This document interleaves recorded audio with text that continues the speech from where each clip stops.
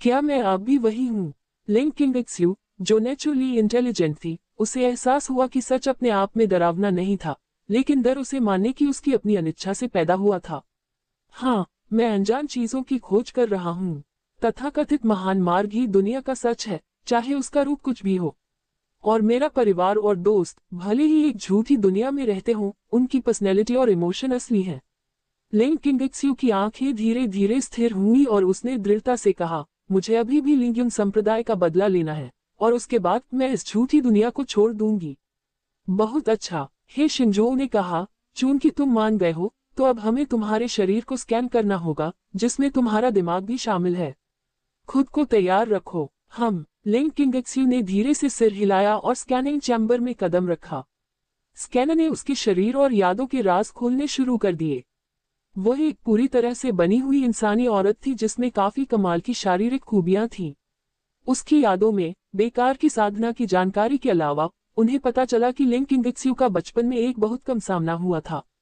उसने एक मना की हुई जगह से जैड का पेंडेंट उठाया था और उसकी याद में पेंडेंट को एक दुश्मन ने तोड़ दिया था, लेकिन रोशनी का एक गोला उसके शरीर में घुस गया था। ये गैलेक्सी लाइट का फोटोन ग्रुप है। हे मेंग्याओ ने कहा, फोटोन निकालने का काम शुरू करो।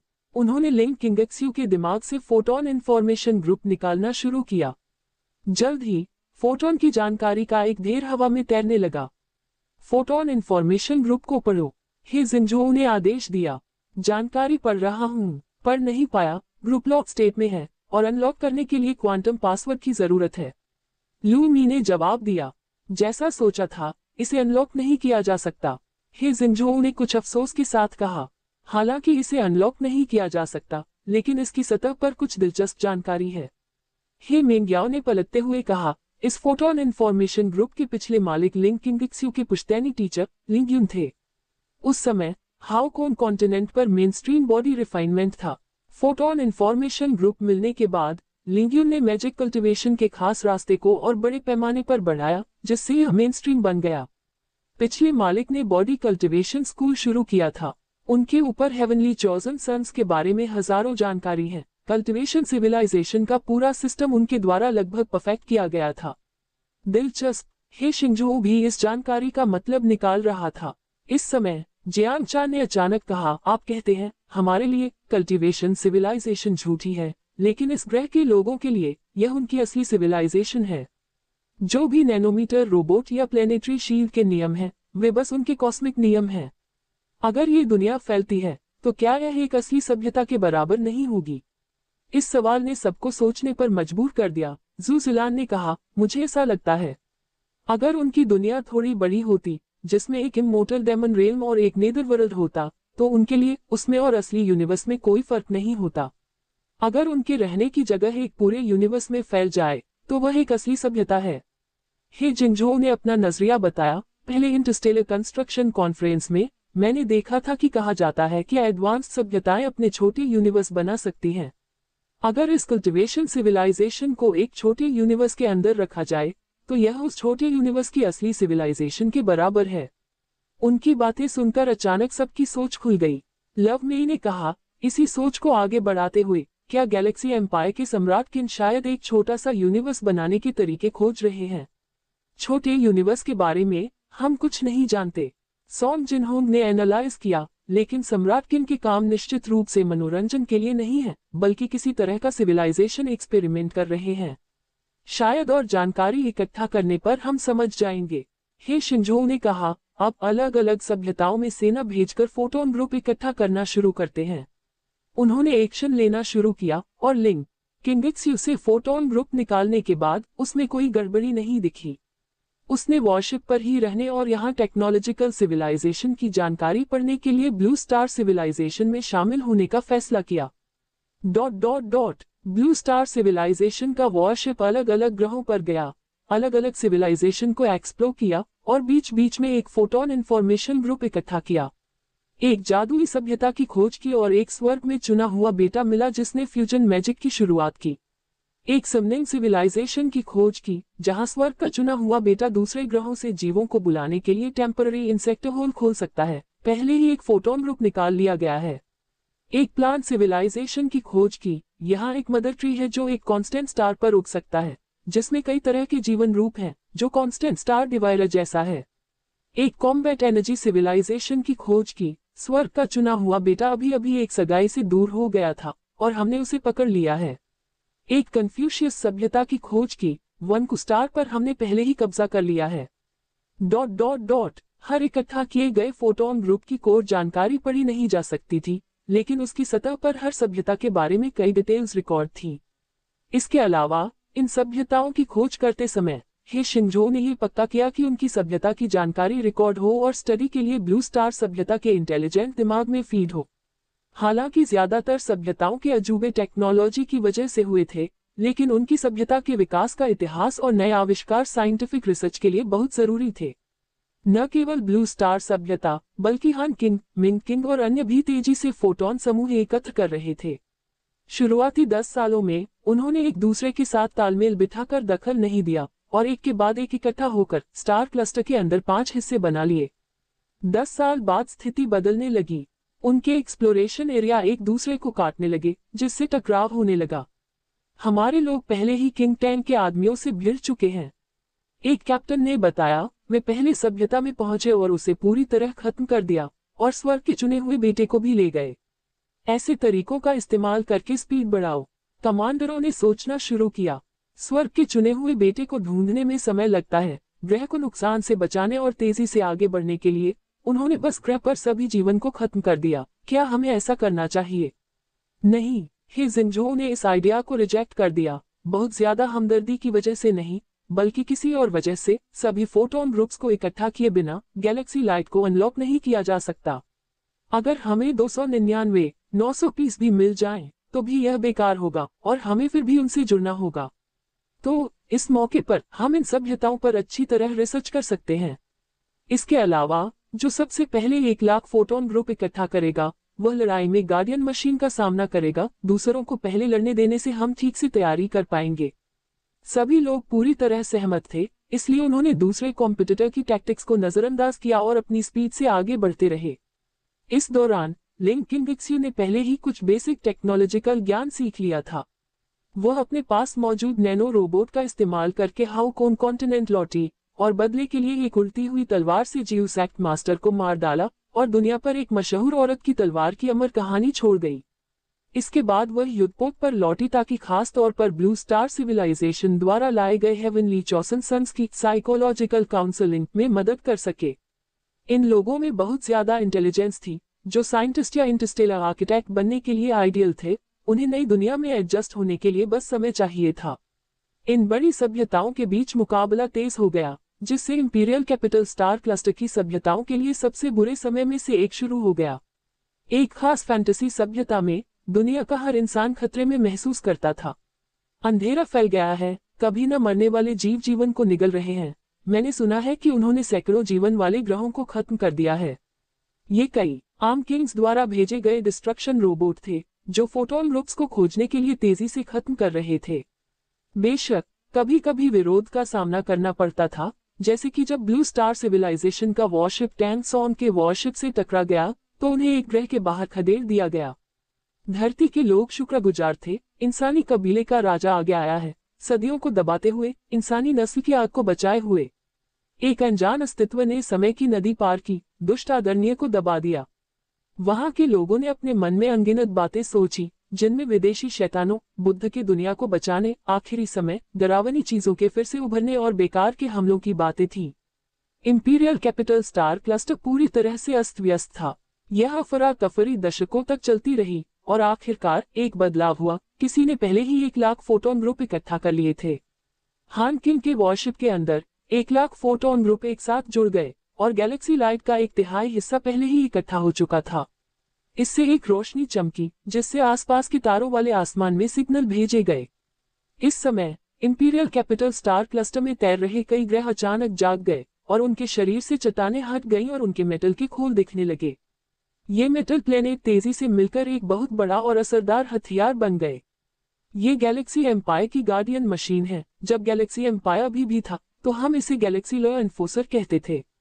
झांग डियान ने हे जिंजो और दूसरों को समझाया, यह आदमी बहुत जाना पहचाना लग रहा है।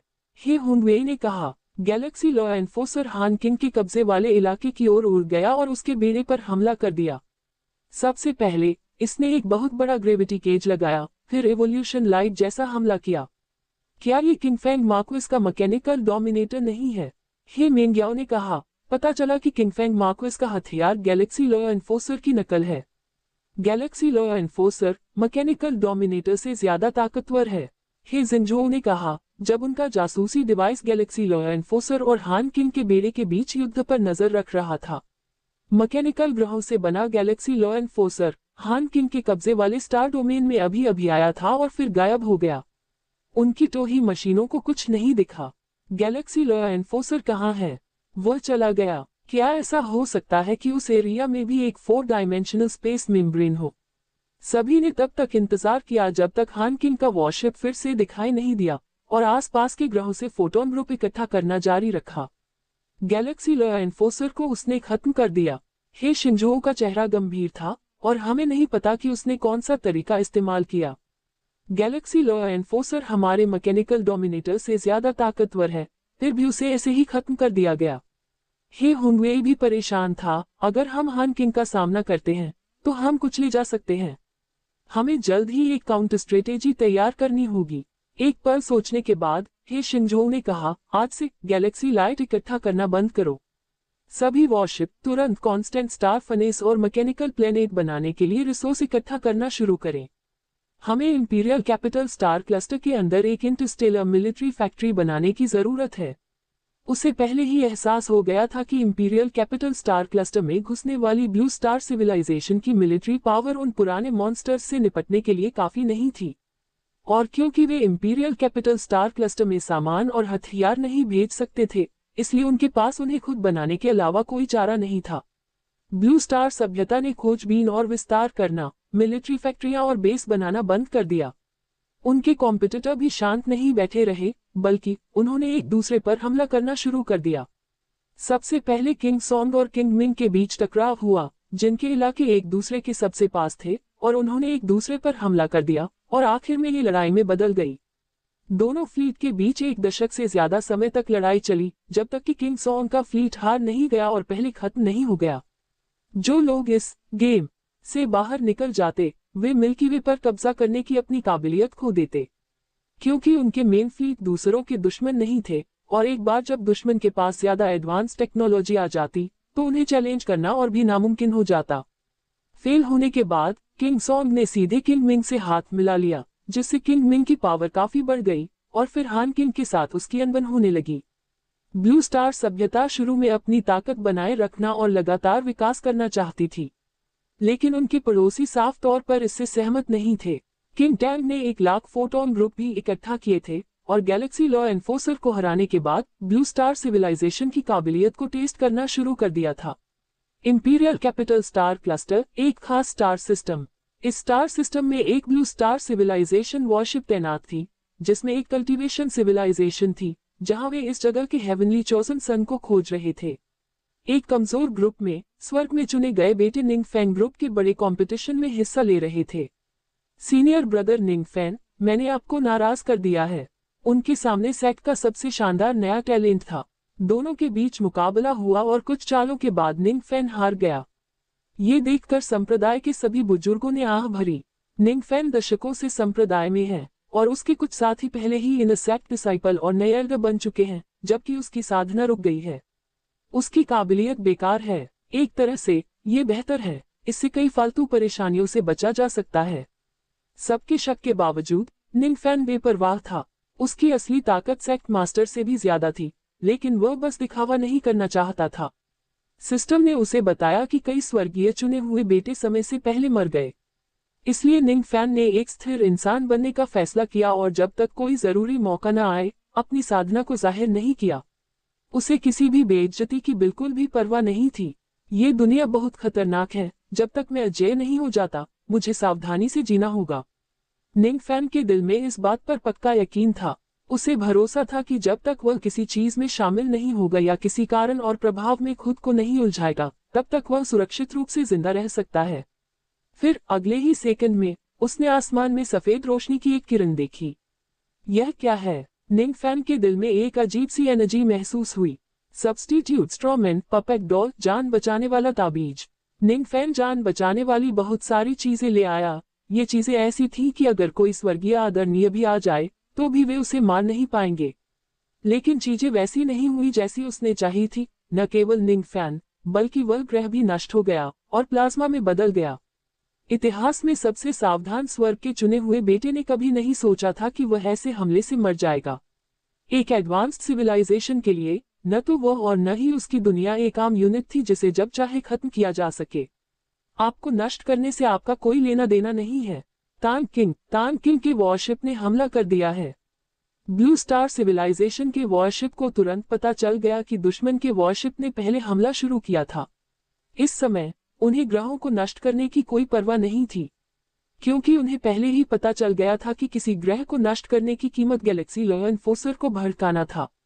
लेकिन इंपीरियल स्टार डोमेन के गैलेक्सी लॉ एनफोर्सर्स को उन्होंने पहले ही खत्म कर दिया है, इसलिए अब ग्रहों को नष्ट करना कोई गलत बात नहीं है। बचाव करो। ब्लू स्टार सिविलाइजेशन का वॉरशिप तुरंत अलर्ट हो गया, दुश्मन के टारगेट की तलाश में। दुश्मन भी उतना ही निर्णायक था। उसने पूरी ताकत से हाइपरस्पेस हथियार दागे। Gravity shield, fast particle shield, weapon defence system activate. Blue star civilisation के वॉरशिप लेवल 9 सुपरस्पेस बैटलशिप हैं, जो बहुत पावरफुल हैं, और उन्होंने इन सभी हमलों को रोक दिया। दुश्मन का टारगेट मिल गया, हमला शुरू करो। Gravity cannon, fire, star burst device, launch. युद्ध की कगार पर पहुंचकर दोनों युद्धपोतों में लड़ाई शुरू हो गई। जल्द ही दोनों पक्षों ने मदद के लिए और युद्धपोत भेज दिए। दुश्मन के 3 टारगेट तबाह हो गए। ब्लू स्टार सिविलाइजेशन के सुपरस्पेस वॉरशिप ज्यादा मजबूत थे, जिससे उन्हें लड़ाई में फायदा मिला। जीत का पीछा करो, हे शिंजो ने आदेश दिया। वे दुश्मनों का पीछा करते रहे, फिर भी किंग टैंग ने और सुपरस्पेस वॉरशिप नहीं भेजे, न ही उनके वॉरशिप पीछे हटे। कुछ तो गड़बड़ है, अलर्ट रहो। हे जिंजो चौकन्ना हो गया। स्पेस में ब्लू स्टार सिविलाइजेशन का लेवल 9 सुपरस्पेस बैटलशिप अचानक फट गया और टुकड़ों में बिखर गया। क्या हुआ? कमांडर हैरान थे। कोई दुश्मन के हथियार का हमला नहीं मिला, कोई ग्रेविटेशनल वेव्स नहीं, कोई एनर्जी में उतार चढ़ाव नहीं। क्या जंगी जहाज अपने आप फट गया? कोई खराबी? वॉरशिप का सेफ्टी सिस्टम बहुत ध्यान से डिजाइन किया गया है। अगर इसमें कोई खराबी भी आती है तो ये बिना वार्निंग के नहीं फटेगा, सभी वॉरशिप पर इंटरनल डायग्नोस्टिक्स एक्टिवेट कर देगा। हे जिंजो को यकीन नहीं हो रहा था कि उनका वॉरशिप लड़ाई के दौरान अचानक खुद ही खत्म हो सकता है। 10 मिनट बाद ब्लू स्टार सिविलाइजेशन के एक सुपरस्पेस बैटलशिप में एक और खराबी आ गई। वैक्यूम 0 पॉइंट रिएक्टर में खराबी, फटने वाला है। कमांडर बेबस होकर देखते रहे कि कैसे एक और बड़ी मेहनत से बनाया गया सुपरस्पेस बैटलशिप वैक्यूम में फट गया। इसी तरह इस बार भी उन्हें दुश्मन के हमले का कोई रास्ता नहीं मिला। आखिर हो क्या रहा है? हमने दुश्मन के हथियारों को रोक लिया है।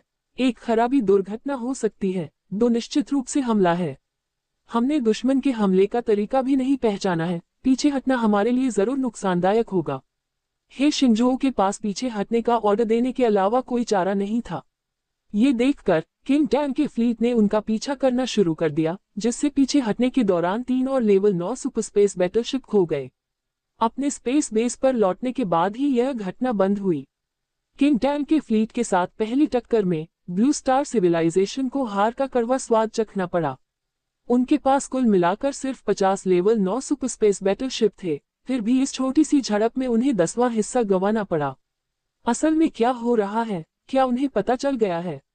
जैसे ही वे बेस पर लौटे, हे जिंजो ने अपनी टीम को वॉरशिप से मिली सारी जानकारी के साथ वॉरशिप के मलबे की जांच करने का निर्देश दिया। कुछ नहीं मिला। जीवू ने अपना सिर हिलाया। हमने सारी जानकारी की जांच कर ली है और अभी भी युद्धपोतों के नष्ट होने का कारण पता नहीं लगा सके हैं। हार तो हम मान सकते हैं, लेकिन अगर हमें पता नहीं चला कि हमसे कहाँ गलती हुई, तो हो सकता है कि अगली हार हमारी हो।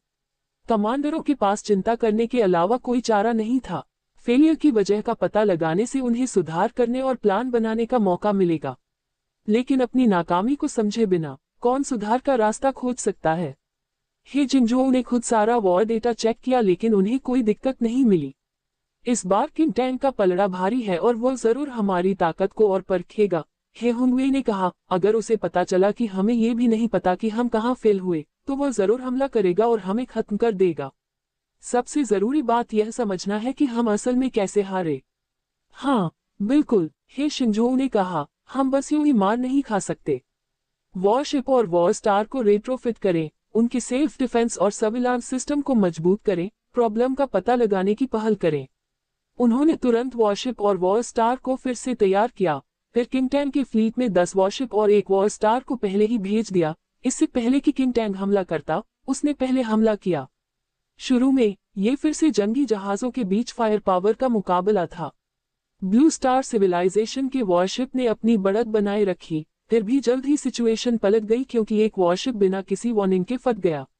ये फिर से हुआ। हे शिंजो का दिल बैठ गया। डेटा का क्या? डेटा वापस भेज दिया गया है, अभी एनालाइज कर रहा हूँ। डेटा अधूरा है, लगता है हमें अभी कुछ और वॉरशिप कुर्बान करने होंगे। हे जिंजो ने मुंह बनाया। यहाँ वॉरशिप के नुकसान से उबरना मुश्किल था, क्योंकि ब्लू स्टार सिविलाइजेशन के मजबूत इंडस्ट्रियल सिस्टम के बिना वॉरशिप बनाना बहुत मुश्किल था। जल्द ही 3 और वॉरशिप खुद ही खत्म हो गए, और डेटा एनालिसिस अभी भी अधूरा था। अगर ऐसा ही चलता रहा तो हमारी छोटी टास्क फोर्स पूरी तरह खत्म हो जाएगी। रुको, वॉर स्टार भेजो। हे जिंजो ने दांत पीसते हुए वॉर स्टार को तैनात करने का आदेश दिया। कई अपग्रेड के बाद उनका war star level 9 superspace battleship से कहीं ज्यादा पावरफुल था, जो जबरदस्त हथियार के बाद दूसरे नंबर पर था। वॉर स्टार के डिप्लॉयमेंट के बाद दुश्मन के 3 सुपरस्पेस वॉरशिप तुरंत टकरा गए या टकराकर टुकड़ों में बिखर गए। टीम ने अपनी चौकसी कम करने की हिम्मत नहीं की और लड़ाई के मैदान पर नजर रखी। वॉर स्टार मैदान में छा गया। एन ने कहा, दुश्मन का कोई भी जंगी जहाज वॉर स्टार को रोक नहीं सकता, इसे रोकने के लिए उन्हें जबरदस्त हथियार इस्तेमाल करने होंगे। हालांकि उन्होंने ताकतवर हथियार की कोई हरकत नहीं देखी, नहीं दुश्मन के जंगी जहाज पीछे हटे। किंग टैंग के एक और वॉरशिप के नष्ट होने के बाद आखिरकार एक अनोमली हुई। वॉर स्टार के इंटेलिजेंस सिस्टम ने चेतावनी दी, war star vacuum 0 point reactor खराब हो गया है, गिर रहा है, जिसे ठीक नहीं किया जा सकता। वॉर स्टार सुपरस्पेस इंजन नष्ट हो गया, फटने वाला है, जिसे ठीक नहीं किया जा सकता। वॉर स्टार वेपन सिस्टम में खराबी, फटने वाला है। सारी जानकारी लगभग तुरंत मिल गई। फिर उन्होंने स्पेस में नोवा बर्स्ट देखा। रोशनी और गर्मी ने पूरे स्टार सिस्टम को घेर लिया। ब्लू स्टार सिविलाइजेशन का अजेय वॉर स्टार भी खुद ही खत्म हो गया। वॉर स्टार भी इसका सामना नहीं कर सकता। इस समय तक कोई पहले से ही डर गया था। सबसे डरावना दुश्मन कौन सा है? एक अनजान दुश्मन सबसे डरावना होता है। उनके लिए अभी का दुश्मन अनजान था। मुझे डर है कि अगर हमारा मैकेनिकल डोमिनेटर भी तैनात हो गया तो उसका भी यही हाल होगा। डेटा कलेक्शन पूरा हो गया है, एनालिसिस चल रहा है।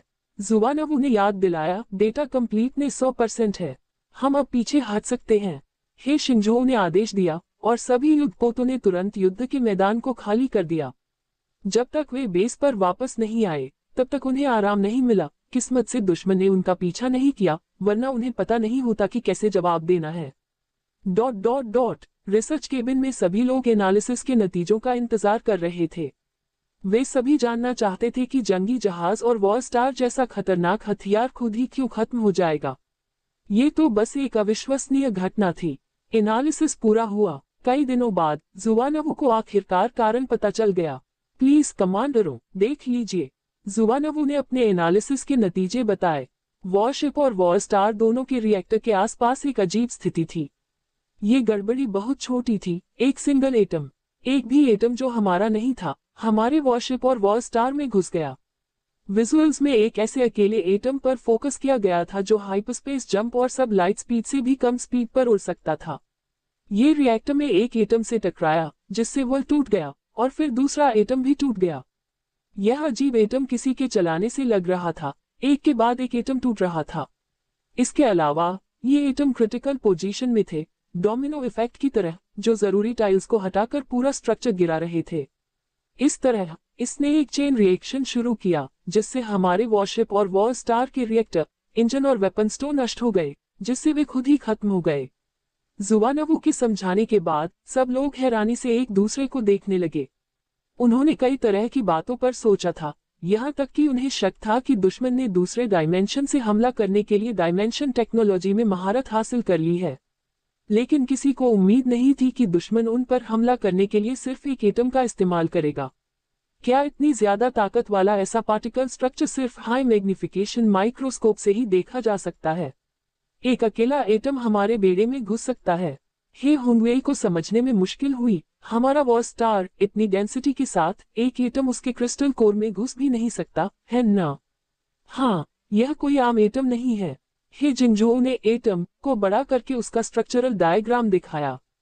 इसका बाहरी हिस्सा घने पार्टिकल्स की एक परत से ढका हुआ है, जो न्यूट्रॉन स्टार से भी ज्यादा घना है और कुछ हद तक ब्लैक होल डेंसिटी के करीब है। इसकी अंदरूनी बनावट पता नहीं है, लेकिन हे शिंजोऊ ने कहा, यह एटम नहीं है, यह साफ तौर पर एटॉमिक साइज का एक बैटलशिप है, या यूं कहे कि एक जबरदस्त हथियार है।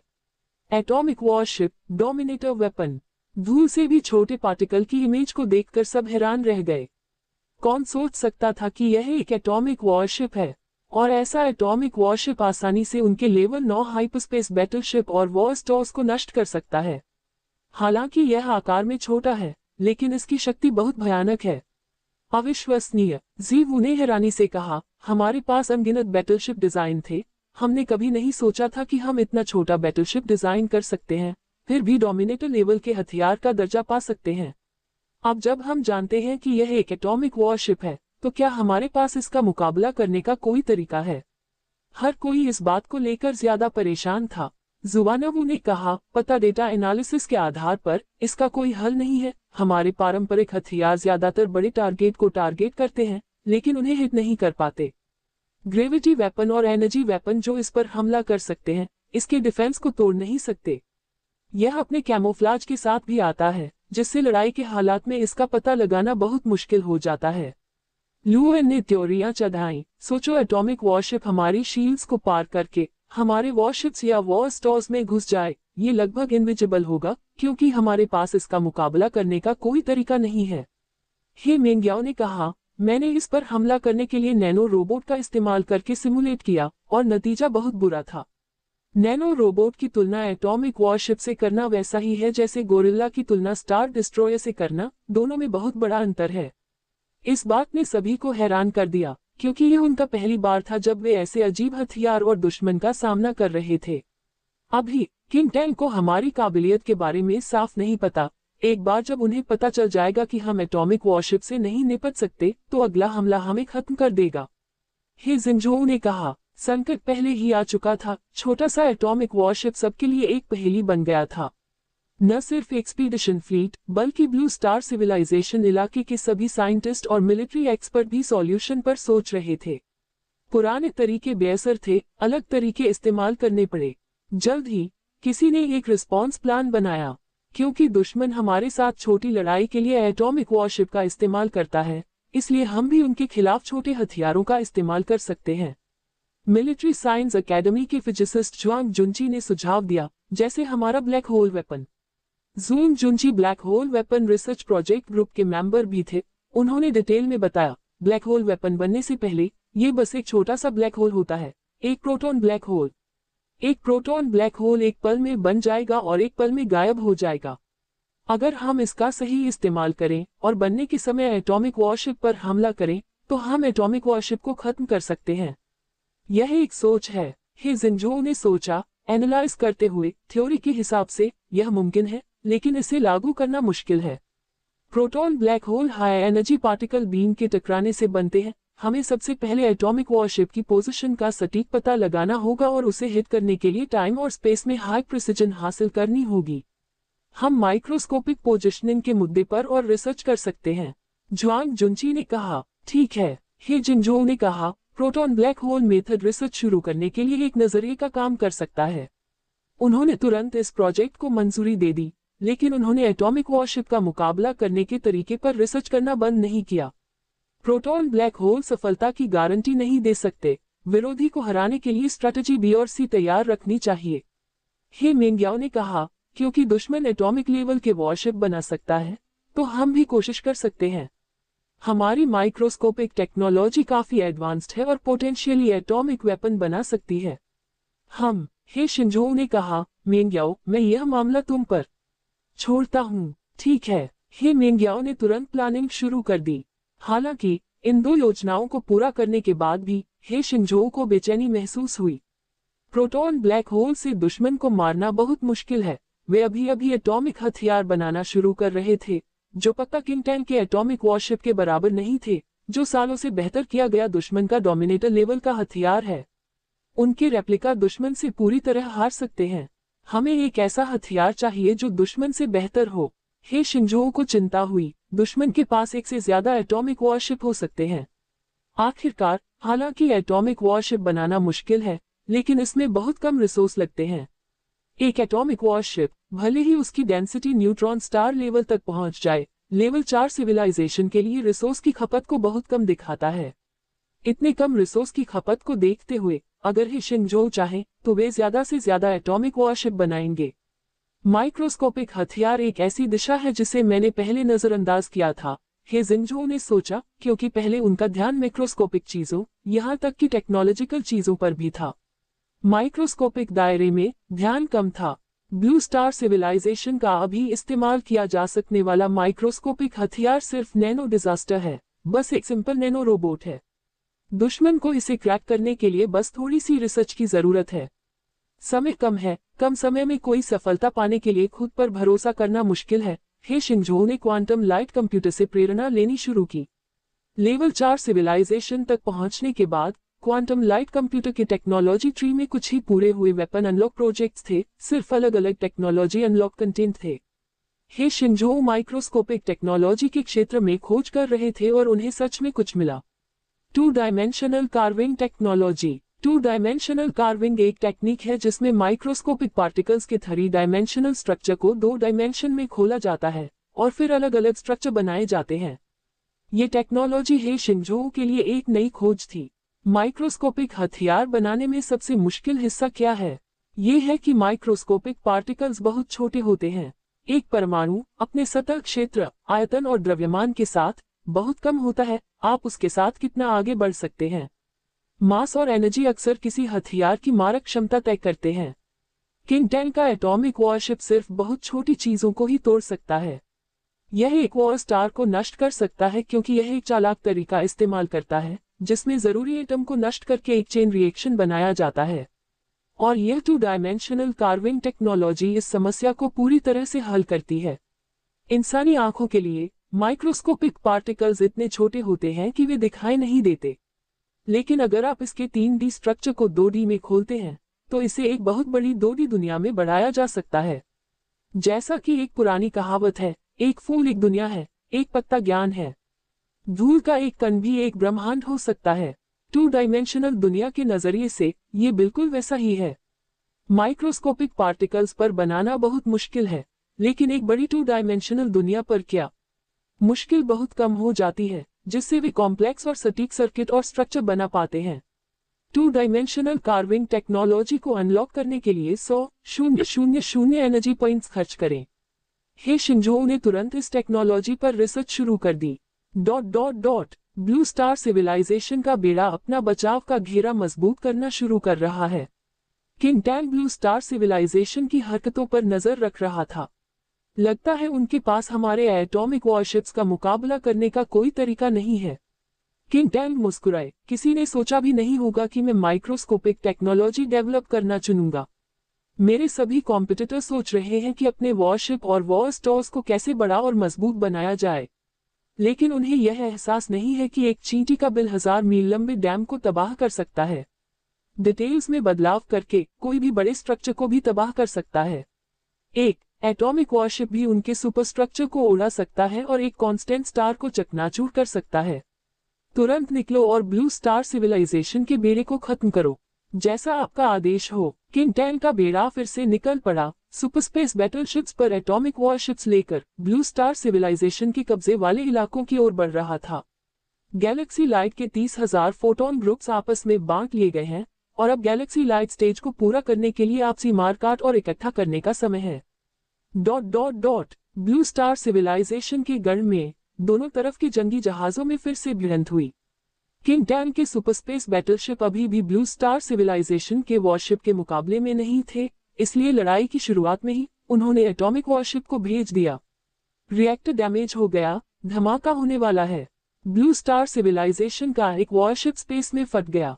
हाँ, किंग टैंग गर्व से हंसे बिना नहीं रह सका। ब्लू स्टार सिविलाइजेशन ने इतनी फायर पावर इस्तेमाल कर ली थी, फिर भी उसके एक भी वॉरशिप को नष्ट नहीं किया था, और उसने सिर्फ एक एटम से लेवल 9 सुपरस्पेस बैटलशिप को उड़ा दिया था। दोनों तरफ के नुकसान को देखकर तो यही लग रहा था कि वह पक्का जीत रहा था। एटॉमिक वॉरशिप दिख गया है, जुवानवू ने चेतावनी दी। ध्यान दे, एटॉमिक वॉरशिप आ गया है, प्रोटॉन ब्लैक होल तैयार करें। लू एन ने सबस्पेस कम्युनिकेटर में चिल्लाकर कहा। उन्होंने पहले ही proton black hole generator set कर दिया था, बस एटॉमिक वॉरशिप के आने का इंतजार कर रहे थे। ब्लू स्टार सिविलाइजेशन के C-28 लेवल 9 सुपरस्पेस बैटलशिप पर एटॉमिक वॉरशिप आसानी से उसकी डिफेंसिव लेयर और शिप बॉडी आर्मर को भेद कर हल में घुस गया। माइक्रोस्कोपिक डिटेक्शन सिस्टम ने पहले ही इसकी घुसपैठ का पता लगा लिया था। प्रोटॉन ब्लैक होल जनरेटर तैयार है, टारगेट पर लॉक करो, हमला करो। बैटलशिप के अंदर कई हाई एनर्जी बीम एक ही जगह पर एक साथ इकट्ठा हो गई। ये सोचना कि तुम हमें बीम से खत्म कर सकते हो, ये नामुमकिन है। एटॉमिक वॉरशिप के कमांडर ने बचने के लिए वॉरशिप को मैन्यूवर किया। ये सच में बीम अटैक से बच गया, लेकिन अगले ही पल जहां हाई एनर्जी फोटोन टकराए, एक पल के लिए प्रोटॉन ब्लैक होल बन गया। सटीक कैलकुलेशन के जरिए proton black whole atomic worship के ठीक सामने बना। उसी पल, इससे पहले कि एटॉमिक वॉरशिप रिएक्ट कर पाता, वह प्रोटॉन ब्लैक होल से कुचल गया और फिर गायब हो गया। बहुत बढ़िया, लू एन चिल्लाया, एटॉमिक वॉरशिप नष्ट हो गया। किंग टैंग भी हैरान था कि ब्लू स्टार सिविलाइजेशन ने इतनी जल्दी एटॉमिक वॉरशिप से निपटने का तरीका ढूंढ लिया था। ये सच में हैरान करने वाला था। लेकिन उन्हें कोई परेशानी नहीं हुई, क्योंकि एटॉमिक वॉरशिप बनाना मुश्किल था और उन्हें बनाने में कुछ समय लगता था, लेकिन उनमें बहुत कम रिसोर्स लगते थे। एक के नष्ट हो जाने के बाद भी उसके पास दूसरा, तीसरा और भी बहुत कुछ बचा था। दूसरा भी आ गया है। ब्लू स्टार सिविलाइजेशन ने जल्द ही देखा कि वहां दूसरे एटॉमिक वॉरशिप भी थे। टकराव जारी रहा और इस बार एटॉमिक वॉरशिप अलर्ट पर था, प्रोटॉन ब्लैक होल के हमले से बच रहा था। एक और ब्लू स्टार सिविलाइजेशन सुपरस्पेस बैटलशिप उड़ा दिया गया। तीसरी मुठभेड़ में एटॉमिक वॉरशिप ने एक प्रोटॉन ब्लैक होल के हमले को चकमा दिया था, लेकिन फिर दूसरे प्रोटॉन ब्लैक होल से टकरा गया। इस बार प्रोटॉन ब्लैक होल जनरेटर ने असल में एक साथ कुछ 100 प्रोटॉन ब्लैक होल बनाए, जिससे उसके चारों ओर एक और एटॉमिक वॉरशिप नष्ट हो गया। कई राउंड के बाद दोनों पक्षों ने अपनी स्ट्रेटजी में सुधार किया और उन्हें नुकसान हुआ। पीछे हटो, राजा टैंग ने इस गढ़ पर सीधा हमला न करने का फैसला किया। बस कुछ रिसर्च के लिए वापस आकर वह जल्द ही प्रोटॉन ब्लैक होल से बचने का कोई रास्ता ढूंढ सकता था। ऐसा लगता है कि हमने अपनी जगह बनाए रखी, लेकिन असल में हमने और भी ज्यादा खो दिया। लू एन ने कमांड को बताया, हमने 3 लेवल 9 सुपरस्पेस बैटलशिप खो दिए, जबकि दुश्मन ने 2 एटॉमिक वॉरशिप खो दिए। रिसोर्स की तुलना करें तो ब्लू स्टार सिविलाइजेशन में बहुत ज्यादा कमी थी। आखिरकार प्रोटॉन ब्लैक होल इसका हल नहीं है, हे जिंजो ने कहा। दुश्मन जल्द ही इसका मुकाबला करने का कोई रास्ता ढूंढ लेगा, हमें दूसरे छोटे हथियारों पर निर्भर रहना होगा। हे मेंग्याओ पहले से ही ज्यादा माइक्रोस्कोपिक हथियार बनाने के लिए नैनो रोबोट को बेहतर बनाने पर काम कर रहे थे। इस बीच हे शिंजो ने 2 डायमेंशनल अनफोल्डिंग टेक्निक की कोशिश शुरू कर दी। उन्होंने प्रोटॉन पर 2 डायमेंशनल अनफोल्डिंग एक्सपेरिमेंट करने के लिए सीधे वॉरशिप पर रिसर्च लैब का इस्तेमाल किया। किसी 3D ऑब्जेक्ट को 2D में कैसे खोला जाए, ये सबसे बड़ी चुनौती है। क्योंकि 2 डायमेंशनल चीजों की कोई ऊंचाई नहीं होती, इसलिए सच कहे तो 2 डायमेंशनल चीजों को खोलना एक गलत बात है। अगर आप किसी 3 डायमेंशनल चीज को बिना ऊंचाई के खोलते हैं, तो उसका एरिया बहुत बड़ा होगा। इसलिए हे शिंजो इसे सिर्फ पाई की तरह करने की कोशिश कर सकता था, जो बहुत करीब है लेकिन कभी भी परफेक्ट नहीं होता। एक प्रोटॉन को एक ग्रह समझें, उसे एक प्लेन पर प्रोजेक्ट करें और आप उसका सरफेस एरिया पा सकते हैं। यह एरिया अभी भी फाइनाइट है। इस पॉइंट पर प्रोटॉन को अनगिनत प्लेन में काटें, हर प्लेन उसका 2 डायमेंशनल एरिया है। जब काफी बार काटा जाता है और 2 डायमेंशनल एरिया काफी बड़ा होता है, तो इसे 2 डायमेंशनली अनफोल्डेड कहा जा सकता है। इन 2 डायमेंशनल अनफोल्डेड एरिया पर नक्काशी की जाती है। इसमें कई चुनौतियां शामिल हैं, जैसे कि प्रोटॉन को कैसे काटना है, कैसे तराशना है, वगैरह। ... जब ही शिंजो 2 डायमेंशनल कार्विंग टेक्नोलॉजी पर रिसर्च कर रहे थे, तब किंग टैंग की research team proton black whole से बचाव के तरीके भी बना रही थी। प्रोटॉन ब्लैक होल के हमले अनस्टेबल होते हैं, क्योंकि वे तुरंत गायब हो जाएंगे। हम स्पीड बढ़ा सकते हैं या उन्हें दूर भेजने के लिए इनिशिएटर लॉन्च कर सकते हैं। उन्होंने कई तरीके निकाले, जैसे कि टोही सिस्टम और स्पीड का इस्तेमाल करके चकमा देना, या प्रोटॉन को शील्ड की तरह इस्तेमाल करने के लिए ट्रांसपोर्ट करना, और प्रोटॉन ब्लैक होल्स को ब्लॉक करने के लिए उन्हें फायर करना। किसी भी हालत में राजा टैंग के पास प्रोटॉन ब्लैक होल का मुकाबला करने के तरीके पहले से ही थे। अगला हमला, उन्हें पूरी तरह खत्म कर दो, किंग टैंग ने पहले ही तय कर लिया था। इस बीच उसके कॉम्पिटिटर मिंग किंग और हान किंग विनर तय करने वाले थे। वह अपने कॉम्पिटिटर के पहुंचने से पहले ब्लू स्टार सिविलाइजेशन को खत्म करना चाहता था, ताकि वह फाइनल कंपटीशन पर फोकस कर सके। लैब में ही जिंगजो ने आखिरकार एक प्रोटॉन का 2 डायमेंशनल इनफोल्डिंग पूरा कर लिया। जो प्रोटॉन कभी मामूली था, अब उसके पास एक बहुत बड़ा 2 डायमेंशनल एरिया है। अब क्वांटम ब्लेड से 2 डायमेंशनल कार्विंग शुरू करते हैं। उसने फ्लैट प्रोटॉन पर सर्किट बनाना शुरू कर दिया। इस प्रोटॉन को प्रोटॉन बैटल स्टार बनाया जाएगा, क्योंकि इसका अंदर का स्ट्रक्चर वॉर स्टार के डिजाइन जैसा होगा। एक बार पूरा हो जाने पर प्रोटॉन बैटल स्टार की ताकत एटॉमिक वॉरशिप से 100 गुना ज्यादा होगी। Imperial capital star cluster, blue star civilisation fleet का गढ़। किंग टैंग के फ्लीट ने एक बार फिर हमला किया। इस बार वे पूरी ताकत से आए। उनका इरादा ब्लू स्टार सिविलाइजेशन फ्लीट को एक ही झटके में खत्म कर देने का था। दुश्मन की सुपरस्पेस बैटलशिप की संख्या हमसे 30 ज्यादा है। एटम वॉरशिप की संख्या पता नहीं है। टोही सिस्टम दुश्मन की सही ताकत का पता नहीं लगा सका। सिर्फ सतह की ताकत को देखते हुए ब्लू स्टार सिविलाइजेशन दुश्मन से कमजोर नहीं है। भले ही उनके पास कम वॉरशिप हों, वे दुश्मन को हराने के लिए अपने वॉर स्टार और मैकेनिकल डोमिनेटर पर भरोसा कर सकते हैं। हमला, किंग टैंग ने अपने सामने मौजूद फ्लीट को देखा और सोचा कि एक बार जब वह ब्लू स्टार सिविलाइजेशन को हरा देगा, तो उसके इकट्ठा किए गए फोटोन ग्रुप 150,000 से ज्यादा हो जाएंगे। गोली चलाओ। ब्लू स्टार सभ्यता के युद्धपोतों ने भी हमला करना शुरू कर दिया। अलग अलग हथियारों की टक्कर से इस स्टार क्लस्टर में एनर्जी में बहुत ज्यादा उतार चढ़ाव हुआ। एनर्जी के फटने से आसपास के स्टार सिस्टम पूरी तरह से गायब हो गए। दुश्मन को जंगी जहाजों की संख्या में फायदा मिला। उनकी फायर पावर ने लड़ाई के मैदान को घेर लिया। वॉर स्टार को तैनात करो। हे शिंजो ने अपने इकलौते वॉर स्टार को लड़ाई में शामिल होने का आदेश दिया, जिससे दुश्मन के फायर पावर नेट में छेद हो गया। मैकेनिकल डोमिनेटर डिप्लॉय करो। हे जिंजो ने एक बार फिर अपना डोमिनेटर लेवल का हथियार डिप्लॉय किया। तारों भरे आसमान में एक टेम्पररी कीड़े का छेद दिखाई दिया और उसमें से एक बड़ा मैकेनिकल हाथ निकला। उसके हथियारों ने बहुत कम समय में दुश्मन के एक जंगी जहाज को तबाह कर दिया। एक बार जब मैकेनिकल डोमिनेटर पूरी तरह से सामने आया, तो उसके विशाल रूप ने पूरे युद्ध के मैदान को ढक लिया। गैलेक्सी लॉ एनफोर्सर की कॉपी। मैकेनिकल डोमिनेटर को देखकर किंग टैंग ने टेंशन का कोई निशान नहीं दिखाया। एटॉमिक फ्लीट, इसे नष्ट कर दो। उसका एटॉमिक फ्लीट मैकेनिकल डोमिनेटर की ओर उड़ गया और आसानी से उसके शरीर में घुस गया। इस समय मैकेनिकल डोमिनेटर एवोल्यूशन लाइट छोड़ रहा था। दुश्मन के जंगी जहाजों पर हमला कर रहा था। किसी भी जंगी जहाज पर हमला होने पर उसे तेजी से मैकेनाइज और एसिमुलेटेड किया जा रहा था।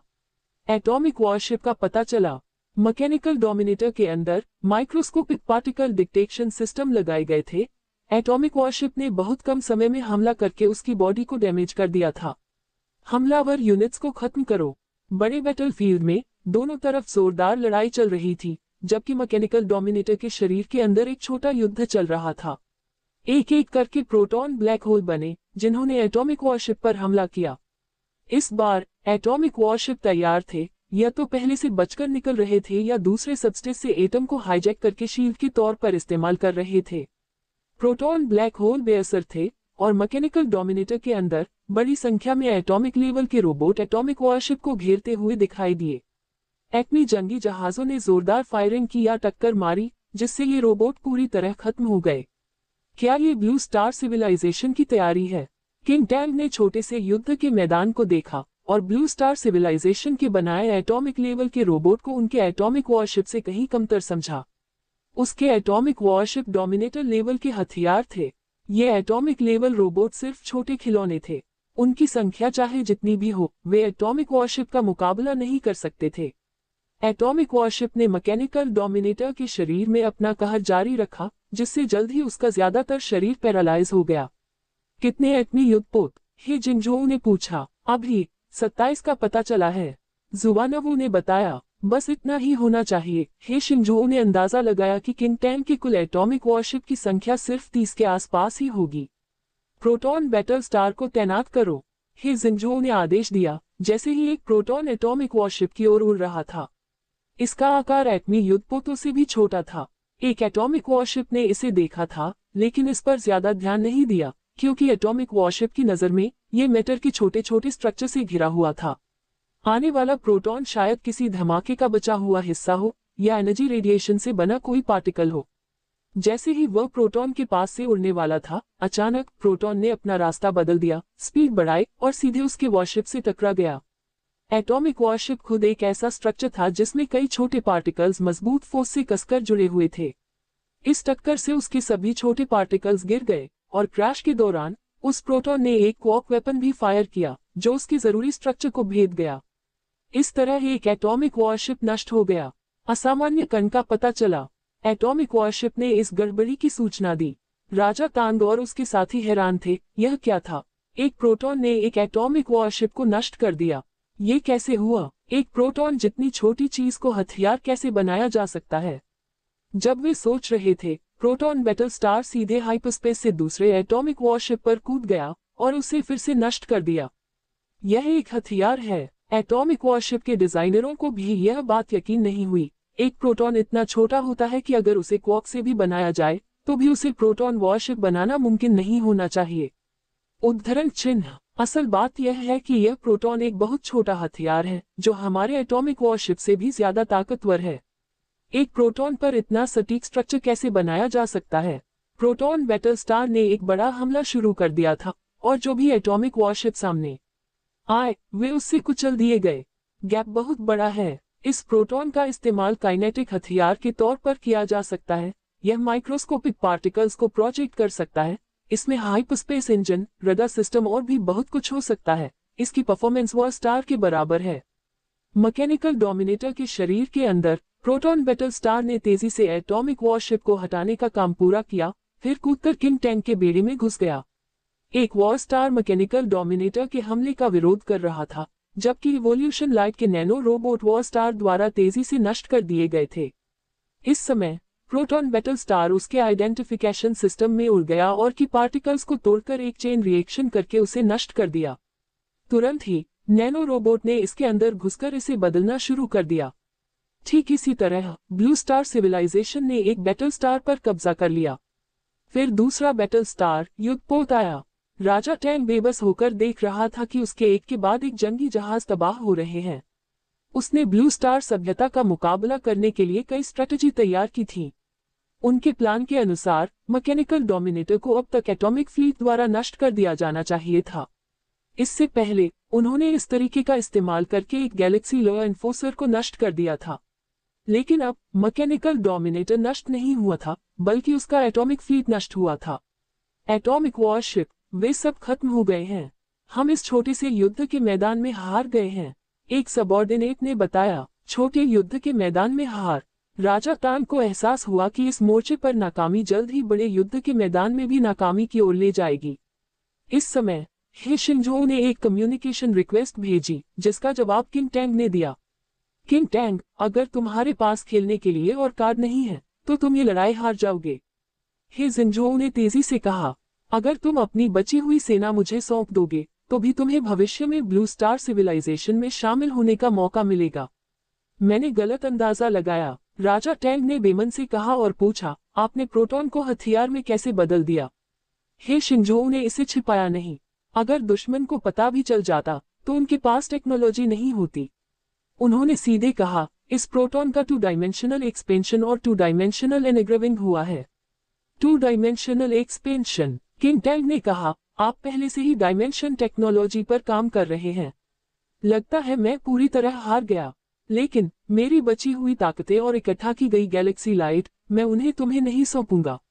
ऐसे में मैं सिर्फ तुम्हारे बेड़े को खत्म करने का ही रास्ता चुन सकता हूँ। हे जिंजो ने धमकी दी। जैसा आप चाहे करें, किंग टैंग ने जवाब दिया, मैं ये कॉम्पिटिशन हार गया हूँ। लेकिन हम गैलेक्सी नोबल्स नहीं हारे हैं। मिंग किंग और हान किंग एक विनर तय करने वाले हैं। मैं अपनी जमा की हुई गैलेक्सी लाइट उनमें से जीतने वाले को दे दूंगा।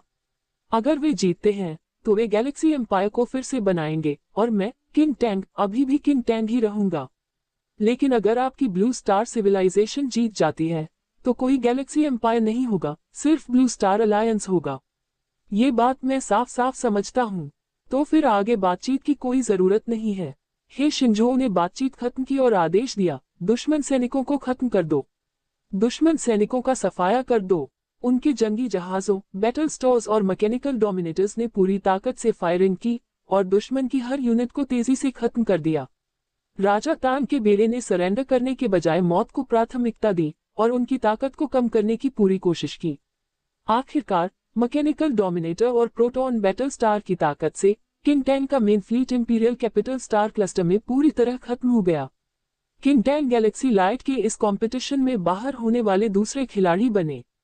इस राजा टैंग ने हमारी 1/3 ताकत खत्म कर दी। राजा टैंग के सरेंडर न करने से कमांडर बहुत नाराज थे और उन्होंने ये नाराजगी अपने दिल में रख ली थी। कोई बात नहीं, हम हथियार बनाने के लिए नैनो मेल्टिंग फर्नेस का इस्तेमाल कर सकते हैं। हे मेंग्याओ ने कहा, उन जंगी जहाजों के सारे टुकड़े और मलबा इकट्ठा कर लो। नैनो मेल्टिंग फर्नेस से हम अपनी खोई हुई ताकत जल्दी से वापस पा सकते हैं और पहले से भी ज्यादा ताकतवर बन सकते हैं। ये तो बहुत बढ़िया है। आने वाले समय में हमें जल्दी से अपनी ताकत वापस पा लेनी चाहिए और अगले दुश्मन का सामना करने के लिए तैयार रहना चाहिए। हे शिंजो ने प्लानिंग शुरू कर दी। उन्होंने युद्ध के मैदान को साफ करना शुरू कर दिया। युद्ध के मलबे और आसपास के ग्रहों का इस्तेमाल हथियार और जंगी जहाज बनाने के लिए किया और तेजी से अपनी ताकत वापस पा ली। इस बीच दूसरी तरफ मिंग राजा और हान राजा के बीच युद्ध और भी तीव्र होता गया। उनके झगड़े ने पहले ही 20 से ज्यादा स्टार सिस्टम को तबाह कर दिया था, जिससे इंपीरियल कैपिटल स्टार क्लस्टर हजारों सालों में सबसे ज्यादा उथल पुथल वाले दौर में चला गया था। ... 1 साल बाद इंपीरियल कैपिटल स्टार क्लस्टर में मिंग किंग ने आखिरकार हार मान ली क्योंकि उसका डोमिनेटर लेवल का हथियार नष्ट हो गया था। मैंने कभी नहीं सोचा था कि मैं भी खत्म हो जाऊंगा, कितने अफसोस की बात है। मिंग किंग ने दुख जताते हुए कहा, मैं अपनी बची हुई सेना और जमा की हुई गैलेक्सी लाइट आपको सौंप दूंगा, हान किंग। मुझे उम्मीद है कि आप ब्लू स्टार सिविलाइजेशन को हरा सकते हैं, सारी गैलेक्सी लाइट इकट्ठा कर सकते हैं और गैलेक्सी एम्पायर को फिर से बना सकते हैं। यह मुझ पर छोड़ दो, हान राजा ने कहा। उस समय आपको मुझे सम्राट के रूप में सम्मान देना चाहिए। इस समय तक हान किंग ने गैलेक्सी लाइट के फोटोन ग्रुप की 250,000 यूनिट्स इकट्ठा कर ली थी और ब्लू स्टार सिविलाइजेशन के पास सिर्फ 50,000 यूनिट्स बची थी। गैलेक्सी एम्पायर को फिर से बनाना हमारे सामने है। हान किंग हजारों सालों से इस पल का इंतजार कर रहा था। आखिरकार उन्होंने कई कॉम्पिटिटर्स को हरा दिया और आखिरी मुश्किल तक पहुंच गए। बस ब्लू स्टार सिविलाइजेशन को खत्म करना था, सारी गैलेक्सी लाइट इकट्ठा करनी थी और गैलेक्सी एम्पायर की टेक्नोलॉजिकल विरासत हासिल करनी थी। यह अब एक सपना नहीं रह जाएगा।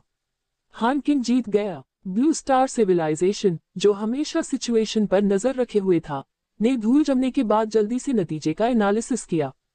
हमारा आखिरी दुश्मन हान किंग है, शू जिलान ने कहा। हान किंग की ताकत भी इन आम किंग्स में सबसे ज्यादा है। बड़ी संख्या में लेवल 9 सुपरस्पेस बैटलशिप के अलावा उसके मेन फ्लीट में 10 बैटल स्टोर्स और अनजान डोमिनेटर लेवल के हथियार भी हैं। यही सबसे परेशान करने वाली बात है, कुई वेमिन ने कहा। हम इंटेलिजेंस इकट्ठा कर रहे हैं, लेकिन अब तक हमें नहीं पता कि हान किंग के डोमिनेटर लेवल के हथियार क्या हैं। अगर यह सिर्फ mechanical dominator, neutron battle star या एटॉमिक वॉरशिप है तो हमारे पास उनसे निपटने के तरीके हैं, लेकिन क्या होगा अगर उनके पास कोई और इक्का हो? यह जरूर कोई नया हथियार होगा, हे जिंजो ने कहा। नहीं तो हम पहले ही उनके डोमिनेटर लेवल के हथियारों का पता लगा चुके होते। किसी भी हालत में हम उन्हें फिर से इकट्ठा होने का मौका नहीं दे सकते। हे हुंगवे ने कहा, अगर वे मिंग किंग की सेना को अपने में समाहित करने और अपने हथियार ठीक करने में कामयाब हो जाते हैं तो उनकी ताकत हमसे कहीं ज्यादा हो जाएगी। अब नदी के बीच में हमला करने का समय आ गया है। मैं सहमत हूँ, हे शिंजो ने कहा। उनके पास चाहे जो भी कार्ड हो, हमें उन्हें बाहर निकालना होगा। बेड़े, तुरंत निकलो और उन्हें आराम करने का कोई मौका मत दो। ब्लू स्टार सिविलाइजेशन का बेड़ा तुरंत निकल पड़ा उस इलाके की ओर जहां हान किंग का बेड़ा रहता था और हमला शुरू कर दिया। चेतावनी, दुश्मन हमला। हान किंग का बेड़ा, जो अभी अभी लड़ाई खत्म करके आया था, जिसमें गोला बारूद पूरी तरह से भरा नहीं था और खराब हिस्सों की मरम्मत नहीं हुई थी। ब्लू स्टार सिविलाइजेशन के बेड़े के आने से तुरंत रुकावट आई। क्या वे अभी नतीजा तय करना चाहते हैं? हान किंग ने स्थिति का अंदाजा लगाया। उसका दिल शांत था क्योंकि उसने इस स्थिति का पहले से अंदाजा लगा लिया था। अगर ऐसा है तो मैं आप सभी को एक ही बार में हल कर दूंगा। सभी सेनापतियों, युद्ध के लिए तैयार हो जाओ। आपके आदेश पर हान किंग के अधीनस्थों ने लड़ाई की तैयारी शुरू कर दी। युद्धपोत बनाम युद्धपोत, बैटल स्टार बनाम बैटल स्टार। शुरू से ही हे शिंगझोऊ ने मैकेनिकल डोमिनेटर और प्रोटॉन बैटल स्टार को तैनात किया और अपने वॉरशिप की संख्या की कमी को पूरा करने के लिए डोमिनेटर लेवल के हथियारों का इस्तेमाल किया। लेवल 9 सुपरस्पेस बैटलशिप के खिलाफ डोमिनेटर लेवल के हथियारों में क्रशिंग पावर थी। हान किंग की सेना को पूरी तरह खत्म होने में ज्यादा समय नहीं लगा। मालिक, हमें डोमिनेटर लेवल का हथियार इस्तेमाल करना होगा। हमारी पारंपरिक सेना ब्लू स्टार सभ्यता को खत्म नहीं कर सकती, उसके साथियों ने सलाह दी। बहुत अच्छा। हान किंग, जो अब दुश्मन की काबिलियत को अच्छी तरह समझ गया था, बोला, blue star civilisation king tank को हरा सकती है। सच में उनमें कुछ ताकत है। ऐसे में चलो अपना डोमिनेटर लेवल का हथियार इस्तेमाल करते हैं। समझा। बबल बैटलशिप तैनात करो। युद्ध के मैदान में हे शिंगझोऊ ने देखा कि हान किंग का बेड़ा पीछे हटने लगा है। उन्होंने सोचा, क्या वे पीछे हट रहे हैं या वे किसी बड़े कदम के लिए जगह बना रहे हैं? जैसे ही उसने ये सोचा, अचानक ब्लू स्टार सिविलाइजेशन फ्लीट का आखिरी बचा हुआ बैटल स्टार फट गया। एक ग्रेविटी बम ने उस पर हमला किया था, जिससे वह नष्ट हो गया। बैटल स्टार उड़ा दिया गया। ग्रेविटी बम कहां से आया और वेपन इंटरसेप्शन सिस्टम काम क्यों नहीं कर रहा था? हे जिंझोऊ ने पूछा। वेपन इंटरसेप्शन सिस्टम ने कोई गड़बड़ी नहीं पकड़ी, जुवानवू ने जवाब दिया। ग्रेविटी बम अचानक आ गया। इस समय 2 और युद्धपोत उड़ा दिए गए। दोनों में काइनेटिक एनर्जी हथियारों से हमला हुआ। कोई काइनेटिक एनर्जी हथियार नहीं मिला। कोई हाइपरस्पेस उतार चढ़ाव नहीं मिला। हाइपरस्पेस हथियार नहीं। टीम की भौहें तन गईं, क्योंकि ये हथियार भूतों की तरह दिख रहे थे। उनके वॉरशिप बिना टारगेट किए ही नष्ट हो गए।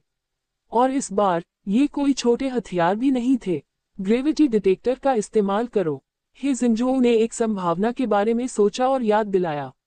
उन्होंने ग्रेविटी डिटेक्शन इंस्ट्रूमेंट्स का इस्तेमाल करना शुरू किया और जैसा कि उम्मीद थी, दुश्मन की सभी दिशाओं में ग्रेविटी में गड़बड़ियां थीं।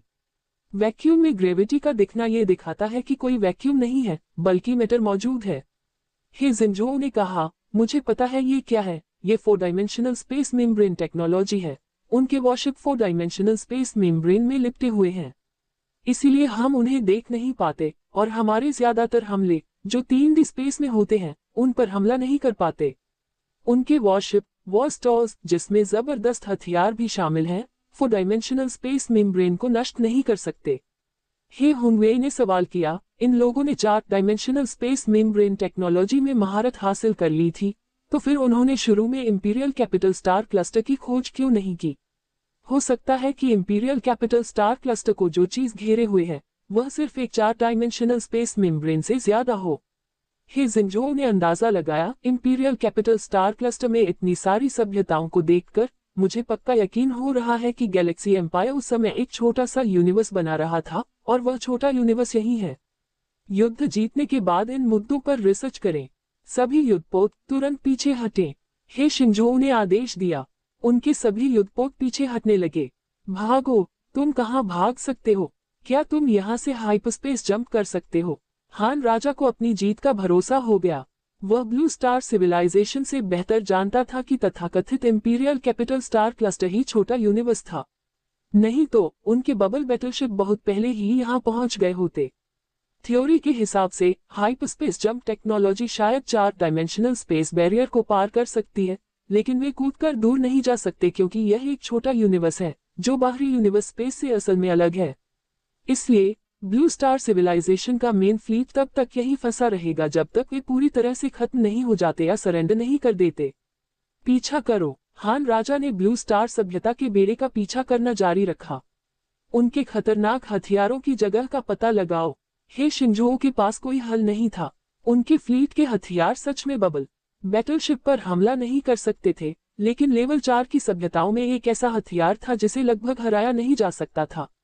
ब्लैक होल बम। चाहे कोई भी ताकतवर हथियार हो, mechanical dominator, neutron war star, atomic worship या 4 डायमेंशनल बबल बैटलशिप, यूनिवर्स के सबसे डरावने आसमानी पिंड, ब्लैक होल के सामने, वे सब निगल लिए जाएंगे। ब्लैक होल की ग्रेविटी स्पेस टाइम को बिगाड़ सकती है। एक 4 डायमेंशनल बैरियर उस मजबूत ग्रेविटी का सामना नहीं कर सकता जो हाई डायमेंशनल स्पेस से गुजर सकती है। इससे पहले उन्होंने सोलर सिस्टम का इस्तेमाल करके एक ब्लैक होल बनाया था जो न्यूट्रॉन वॉर स्टार को निगल गया था। सैकड़ों सालों की बेहतरी के बाद ब्लू स्टार सिविलाइजेशन ने परफेक्ट ब्लैक होल बम बनाने में कामयाबी हासिल की है, जो हे शिंगझोऊ का ट्रम्प कार्ड भी है। वे बबल बैटलशिप को नहीं देख पाए, लेकिन वे ग्रेविटी में बदलाव के जरिए उसके कोऑर्डिनेट्स का पता लगा सके। ब्लैक होल बम तैयार करो। ब्लैक होल बम तैनात करो। एक ब्लैक होल बम इस्तेमाल किया गया और शुरू में ये ग्रेविटी बम जैसा था, लेकिन जैसे ही वह उस इलाके में पहुंचा जहां बबल बैटलशिप थी, ब्लैक होल बम ने आखिरकार असर दिखाया। भयानक ग्रेविटी पैदा होने लगी जिसने सारे मैटर, एनर्जी और लाइट को निगल लिया। ब्लैक होल की ग्रेविटी स्पेस टाइम को बिगाड़ रही थी। एक ब्लैक होल, क्या वे सच में एक ब्लैक होल बना सकते हैं? हान किंग डर गया। बबल बैटलशिप कितनी भी मजबूत क्यों न हो, वह ब्लैक होल के हमले का सामना नहीं कर सकता था। 4 डायमेंशनल बबल फट गया है।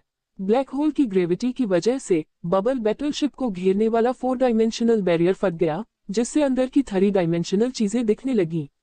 अगले ही पल सभी वॉरशिप के पार्ट्स, चाहे इंजन कुछ भी हो, हथियार कुछ भी हो, और यहाँ तक कि वे तुरुप के पत्ते भी जो हान किंग ने अभी तक नहीं खेले थे, वे सब ब्लैक होल की टाइडल फोर्स से टूट गए। जल्दी से लड़ाई के मैदान से निकल जाओ।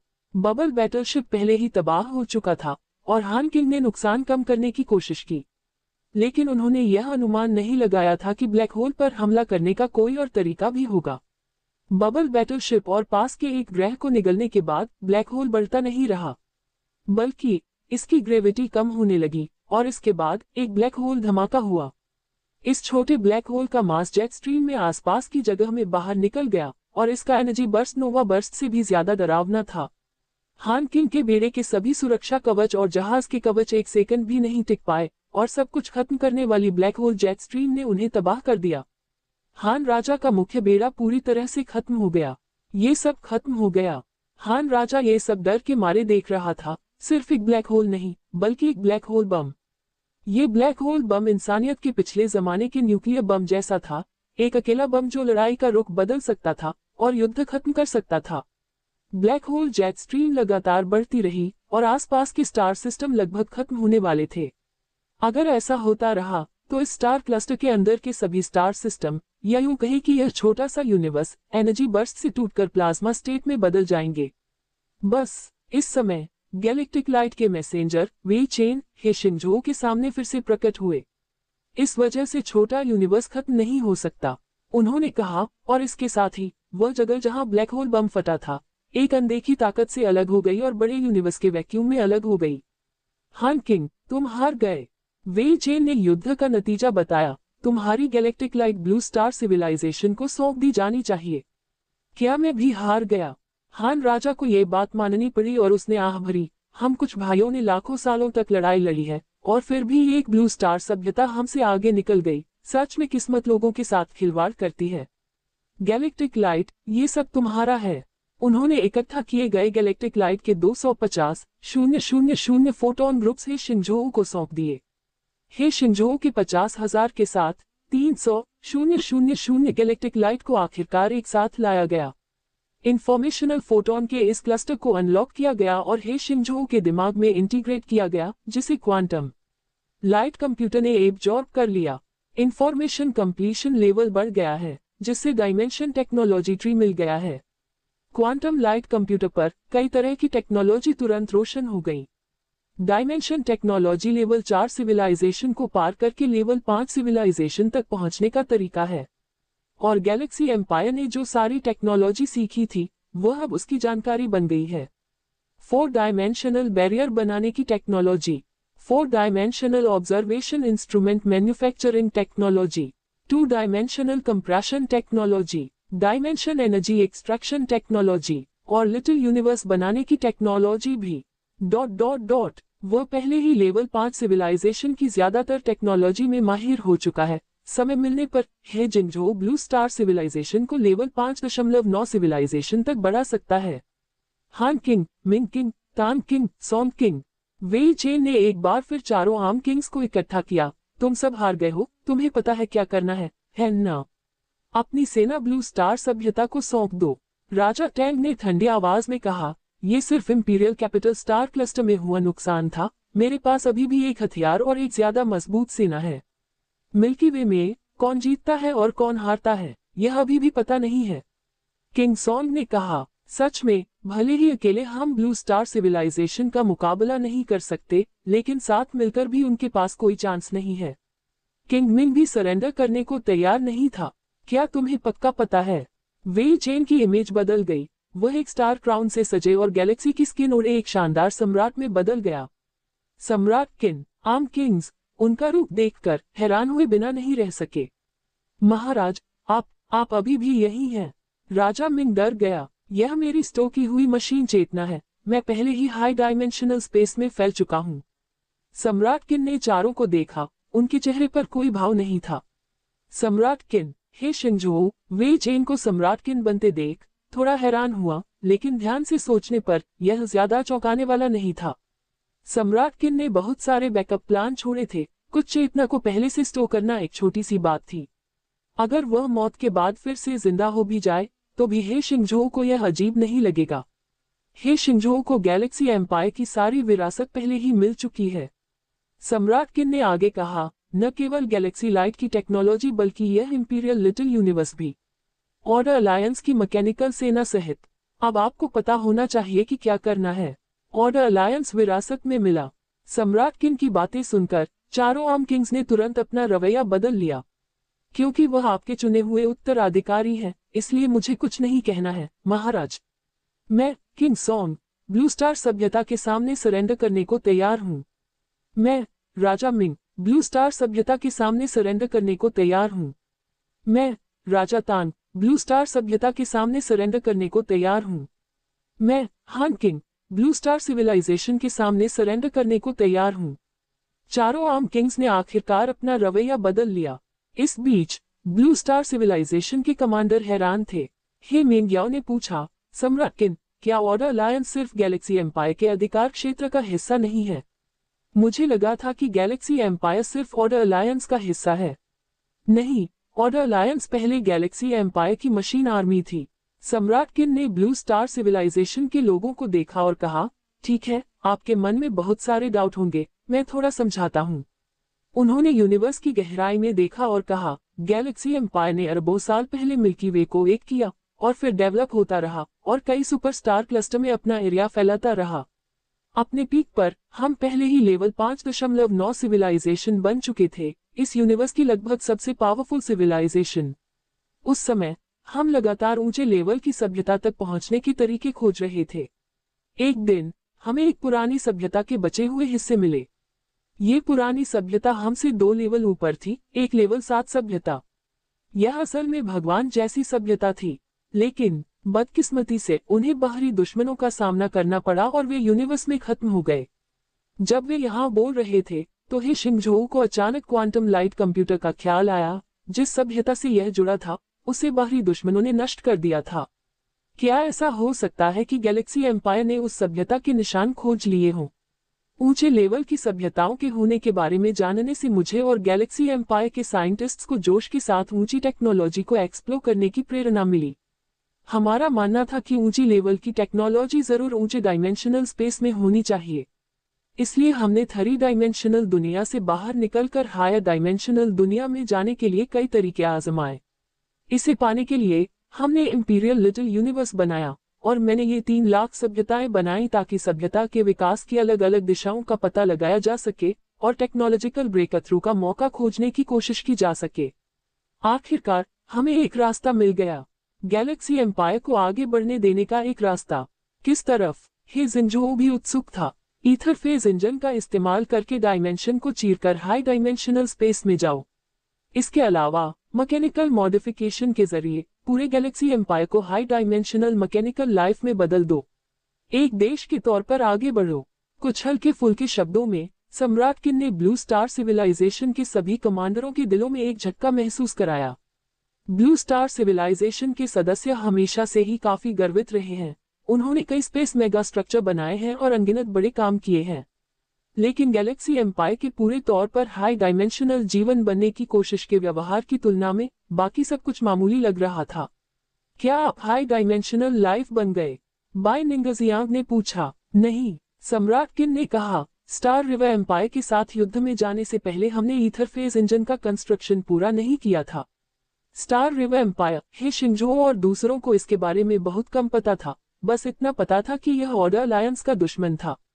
स्टार रिवर एम्पायर का ग्रुप बायोकेमिकल टेक्नोलॉजी में बहुत अच्छा था और जर्ग उनके बनाए हुए हथियार थे। सम्राट किन ने कहा, ये लोग कहीं से भी अचानक आ गए और हम पर पागलों की तरह हमला कर दिया और हमारे रिसोर्स पर कब्जा कर लिया। ये लड़ाई बहुत दुखद थी। हमने ज्यादातर जर्ग को खत्म कर दिया, लेकिन इसके नतीजे में गैलेक्सी एम्पायर भी खत्म हो गया। गैलेक्सी एम्पायर की बची हुई सेनाओं ने ऑर्डर अलायंस बनाया, जो मुश्किल से व्यवस्था बनाए हुए था। अब जर्ग आसपास के स्टार सिस्टम में फैल गए हैं और ऑर्डर अलायंस भी खत्म होने वाला है।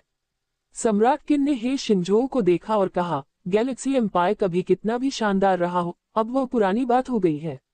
अब मैं सब कुछ तुम्हें सौंपता हूँ, तुम कैसे आगे बढ़ते हो ये तुम पर है।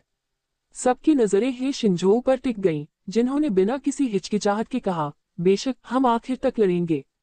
Blue star civilisation blue star के समय से ही जर्ग से लड़ रही है। अब जब हमें जर्ग के पीछे का असली गुनहगार पता चल गया है, तो हम उन्हें कैसे छोड़ सकते हैं। इसके अलावा यह एक कॉस्मिक रिसोर्स कंपटीशन है और हमें इसके लिए लड़ना होगा। अच्छा, सम्राट किन ने कहा, मैं तुम्हारे बारे में गलत नहीं था। अब मैं ऑर्डर अलायंस और इंपीरियल लिटिल यूनिवर्स का अधिकार तुम्हें सौंपता हूँ। मुझे उम्मीद है कि आप उस कदम तक पहुंच पाएंगे जहां मैं कभी नहीं पहुंच पाया। धन्यवाद सम्राट किन, हे शिंजो ने आभार व्यक्त किया। जल्द ही उसे यह जानकारी मिली कि अब वर्चुअल यूनिवर्स और इंपीरियल लिटिल यूनिवर्स का सारा अधिकार उसके पास है। उन्होंने ऑर्डर अलायंस की जानकारी भी हासिल की, जिसमें मिल्की वे, वर्गो सुपर क्लस्टर, लानिया क्या सुपर क्लस्टर और आसपास के दर्जनों सुपर स्टार क्लस्टर शामिल हैं, जिनमें अनगिनत सभ्यताएं और एक शक्तिशाली मैकेनिकल सेना शामिल है। वे ऑर्डर एंजल्स मैकेनिकल आर्मी के अंदर कॉम्बैट यूनिट्स हैं और यह सब उसके कंट्रोल में है। युद्ध खत्म हो गया था और ब्लू स्टार सभ्यता को गैलेक्सी साम्राज्य की सारी विरासत में मिल गई। लेकिन इसका मतलब यह नहीं है कि वे आराम से बैठ सकते हैं, क्योंकि जल्द ही स्टार रिवर एम्पायर को ये बदलाव दिखेंगे और वे उन पर हमला कर देंगे। सभी लोगों, हमें बहुत काम करना है। सबसे पहले अलग अलग स्टार डोमेन और ऑर्डर अलायंस को फिर से बनाना है। इसका नाम बदलकर ब्लू स्टार अलायंस रखना है और ओरिजिनल स्टार डोमेन को इंटीग्रेट करना शुरू करना है। हमें गैलेक्सी एम्पायर की टेक्नोलॉजी को अपनाना होगा और जल्दी से लेवल 5.9 सिविलाइजेशन बनना होगा। इस बार हमारे इंफ्रास्ट्रक्चर के स्केल में 30 मिलियन सुपर क्लस्टर शामिल होने चाहिए। हे शिंजो ने वर्चुअल यूनिवर्स में भी बदलाव किए, जिससे सभी सभ्यताएं बातचीत कर सके, खासकर इंटरस्टेलर कंस्ट्रक्शन कॉन्फ्रेंस, ताकि नए टैलेंट को ट्रेनिंग देना शुरू किया जा सके और अलग अलग सभ्यताओं से इंटरस्टेलर आर्किटेक्ट्स को हर स्टार क्लस्टर में जाने के लिए भर्ती किया जा सके।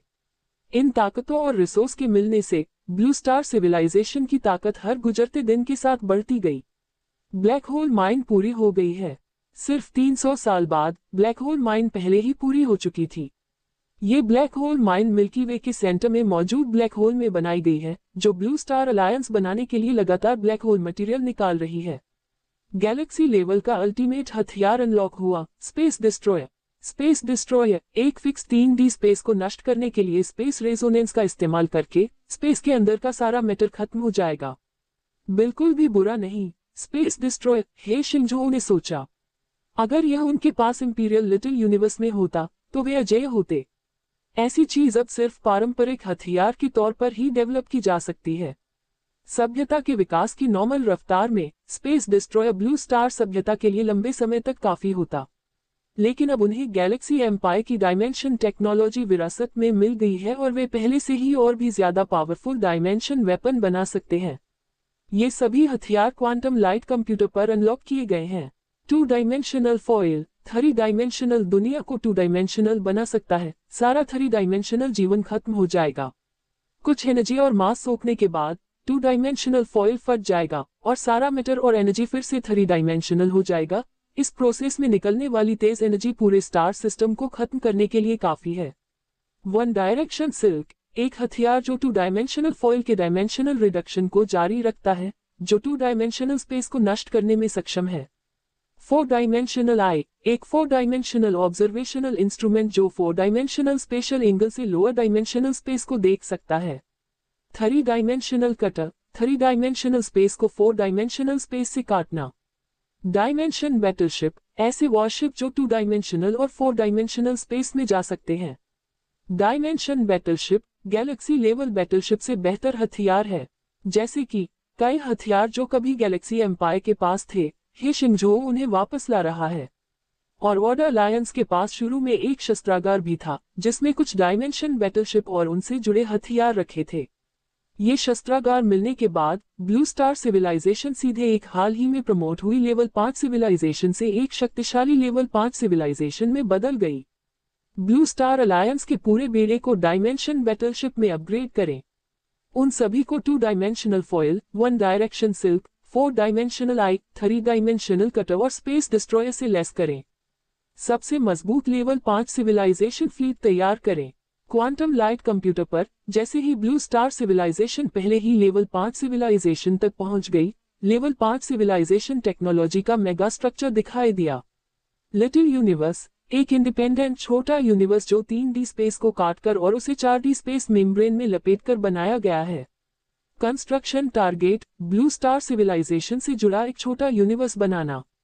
अभी का काम पूरा हो गया है, पूरा हुआ। ये हे शिंगझो के लिए पूरा करने का सबसे आसान कंस्ट्रक्शन टारगेट था, क्योंकि उन्हें गैलेक्सी एम्पायर का इंपीरियल लिटिल यूनिवर्स विरासत में मिला था, इसलिए ये कंस्ट्रक्शन टारगेट सीधे पूरा हो गया। इससे जुड़ा अल्टीमेट हथियार लिटिल यूनिवर्स बॉम्ब अनलॉक करें। लिटिल यूनिवर्स बम डायमेंशनल टेक्नोलॉजी का इस्तेमाल करके अलग अलग जगह के छोटे यूनिवर्स को बम की तरह बनाना। जब वे फटते हैं तो डायमेंशन के टूटने से निकलने वाली एनर्जी 4 डायमेंशनल स्पेस को खत्म करने के लिए काफी होती है। लिटिल यूनिवर्स बम की पावर छोटे यूनिवर्स की स्पेशियल स्कोप और मास के साथ बढ़ेगी। सिर्फ 1 ग्राम मास वाला एक छोटा यूनिवर्स, इसकी एक्सप्लोसिव पावर एक डायमेंशन बैटलशिप को नष्ट करने के लिए काफी है।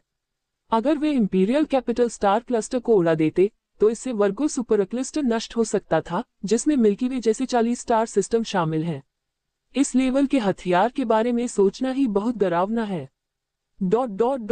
ब्लू स्टार अलायंस के बड़े विस्तार का दौर जारी है। ब्लू स्टार सिविलाइजेशन मिल्की वे से आसपास की स्टार सिस्टम तक फैलने लगा है। एक के बाद एक सुपरस्पेस स्टेशन बनने लगते हैं। जिस जगह सोलर सिस्टम हुआ करता था, उस छोटे ब्लैक होल को ब्लैक होल मटेरियल एक्सट्रैक्टर ने पहले ही खत्म कर दिया है। शुरू में हे शिंगझो ने वहां स्टार डिस्क वर्ल्ड को फिर से बनाने का प्लान बनाया था, लेकिन लिटिल यूनिवर्स बनाने की टेक्नोलॉजी में माहिर होने के बाद उन्होंने प्लान में बदलाव करके सन लिटिल यूनिवर्स बनाया और इसे ब्लू स्टार अलायंस का सेंटर बना दिया। जहां तक गैलेक्सी एम्पायर के ओरिजिनल इंपीरियल लिटिल यूनिवर्स की बात है, हे शिंगझो इसे एक मिलिट्री फैक्ट्री में बदलना चाहता है। लिटिल यूनिवर्स मिलिट्री फैसिलिटी और ताकत को छिपाने के लिए ज्यादा सही है, इसलिए यह ज्यादा सुरक्षित है।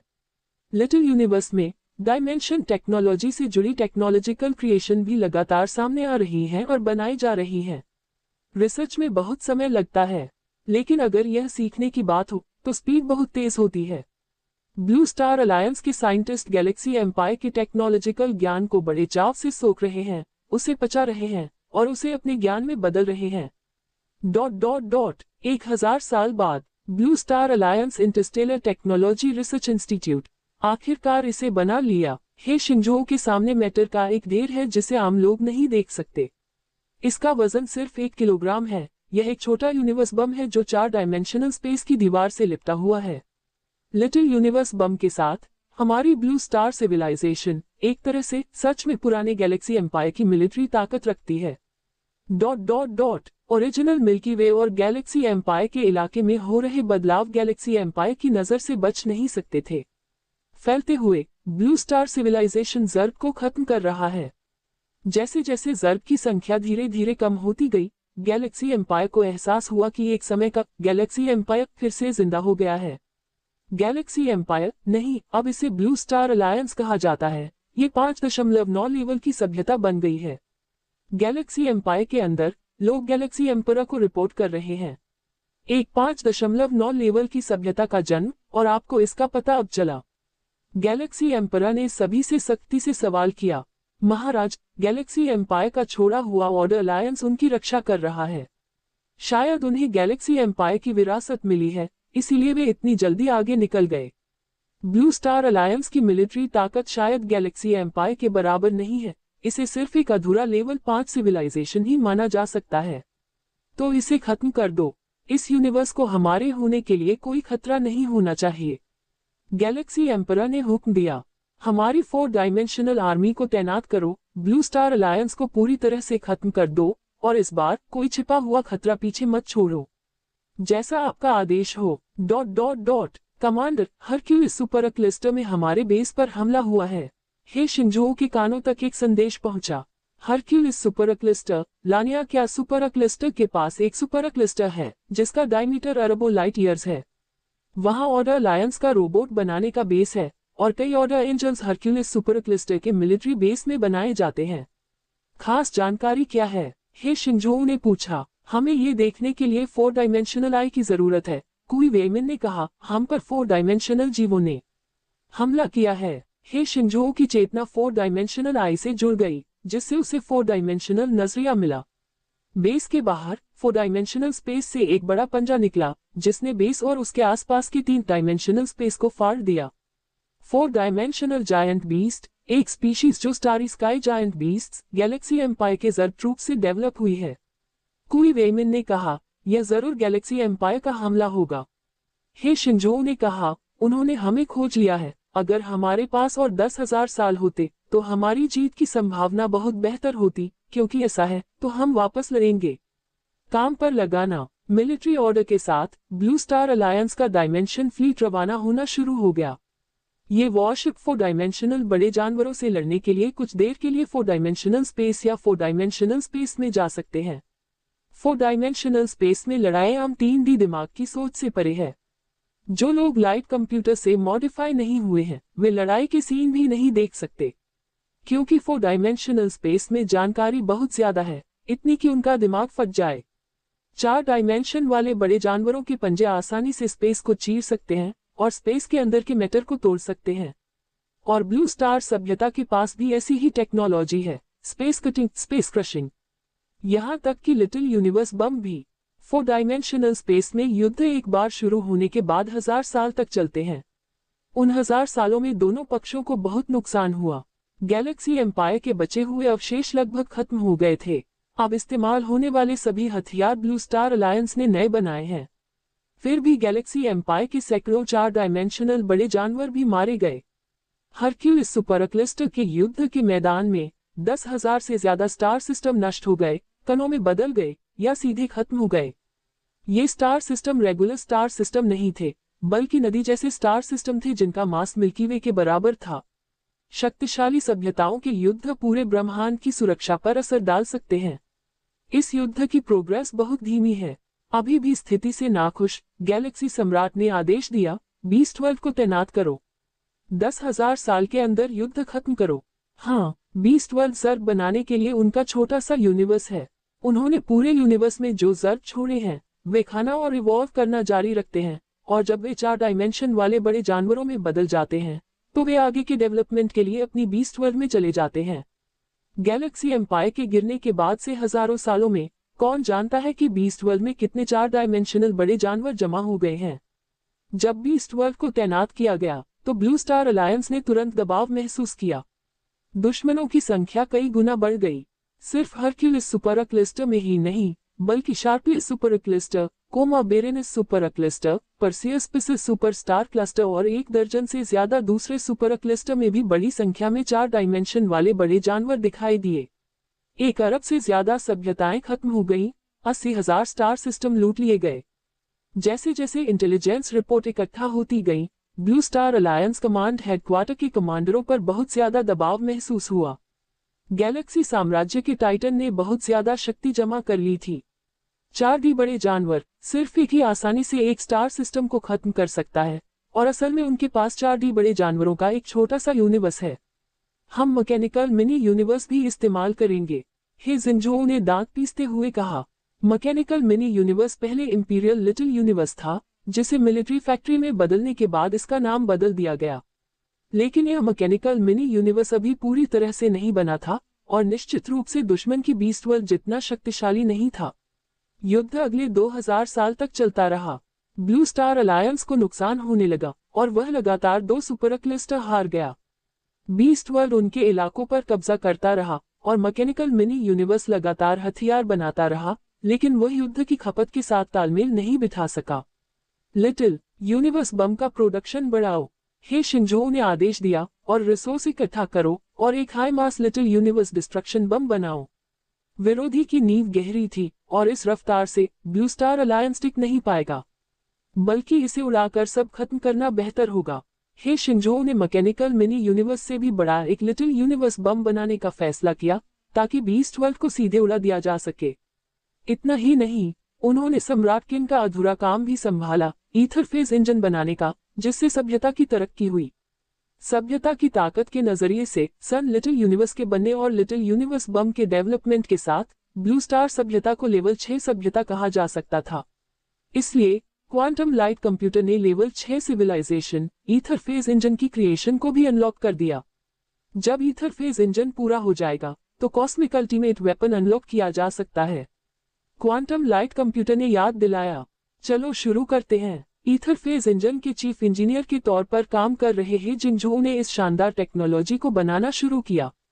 मैं मिल्की वे की सेंट्रल ब्लैक होल को एनर्जी सोर्स के तौर पर इस्तेमाल करूंगा। Black hole mine black hole material को एनर्जी में बदलकर इसे ईथर फेज इंजन को सप्लाई करेगा।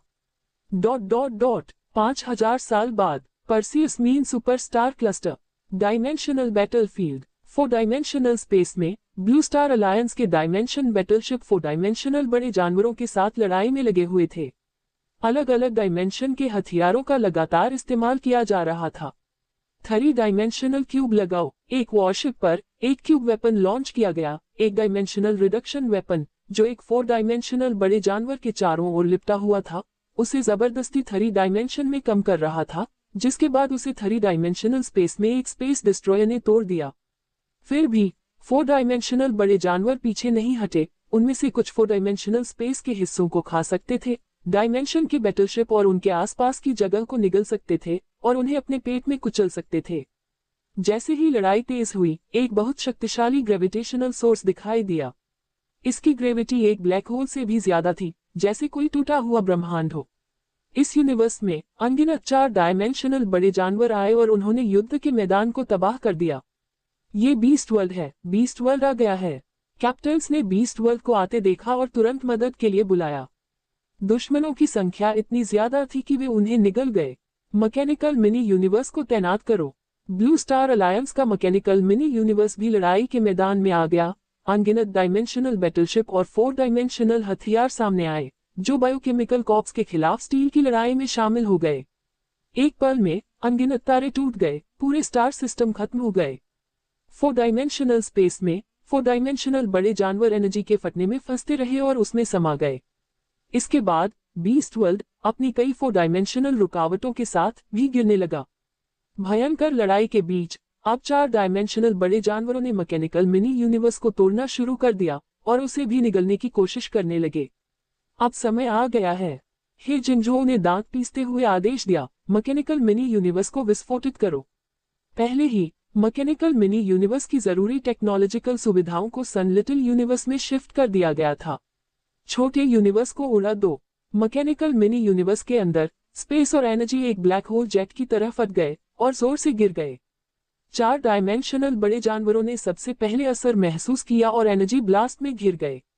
इसके बाद बीस्ट वर्ल्ड, जिसकी कई 4 डायमेंशनल रुकावटें टूट गईं, वह भी गिरने लगा। ताकतवर 4 डायमेंशनल बड़े जानवर, जिनमें से कई एनर्जी एक्सप्लोजन में भस्म हो गए। यहाँ तक कि जानवरों की दुनिया, जिसकी सुरक्षा के लिए आमतौर पर कई 4 डायमेंशनल बैरियर लगे होते थे, भी टूटने लगी। बीस्ट वर्ल्ड खत्म हो रहा है और 4 डायमेंशनल जायंट बीस्ट को बीस्ट वर्ल्ड के साथ दफनाया जा रहा है। गैलेक्सी एम्परा गुस्से में था। ब्लू स्टार सिविलाइजेशन सिर्फ बीस्ट वर्ल्ड को खत्म करने के लिए अपने छोटे यूनिवर्स को उड़ाने को तैयार है। क्या उन्हें लगता है कि मेरे पास सिर्फ एक बीस्ट वर्ल्ड है? जाओ, अल्टीमेट डर को बाहर निकालो, उन्हें पूरी तरह से खत्म कर दो। सबसे बड़ा डर, अपने साथियों को एहसास हुआ कि इस नए ब्लू स्टार अलायंस को भी इस कॉस्मिक समय और जगह में खत्म कर दिया जाएगा। उस समय गैलेक्सी एम्पायर को अल्टीमेट फियर ने नष्ट कर दिया था।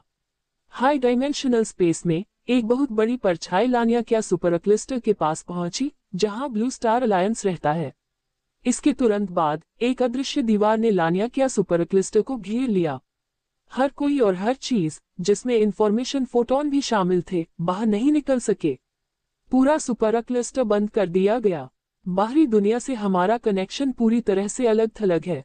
Blue star alliance command headquarter में कुई वेइमिन ने तुरंत कहा, न तो जंगी जहाज और न ही जानकारी बाहर भेजी जा सकती है।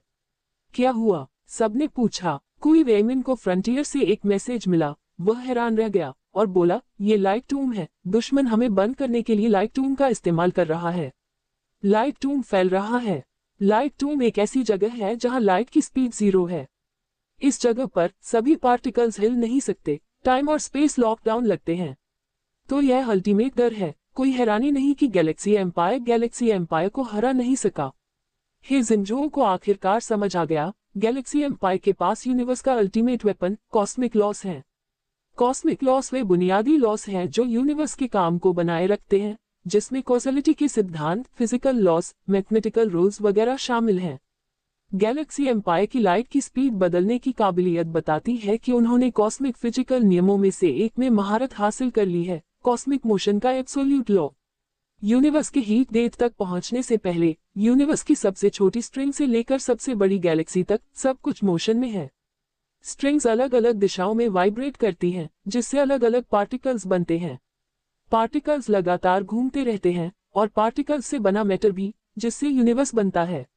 लेकिन अल्टीमेट फियर लाइट टूम सबसे बेसिक पार्टिकल्स को भी हिलने से रोक देता है और सब कुछ शांत कर देता है।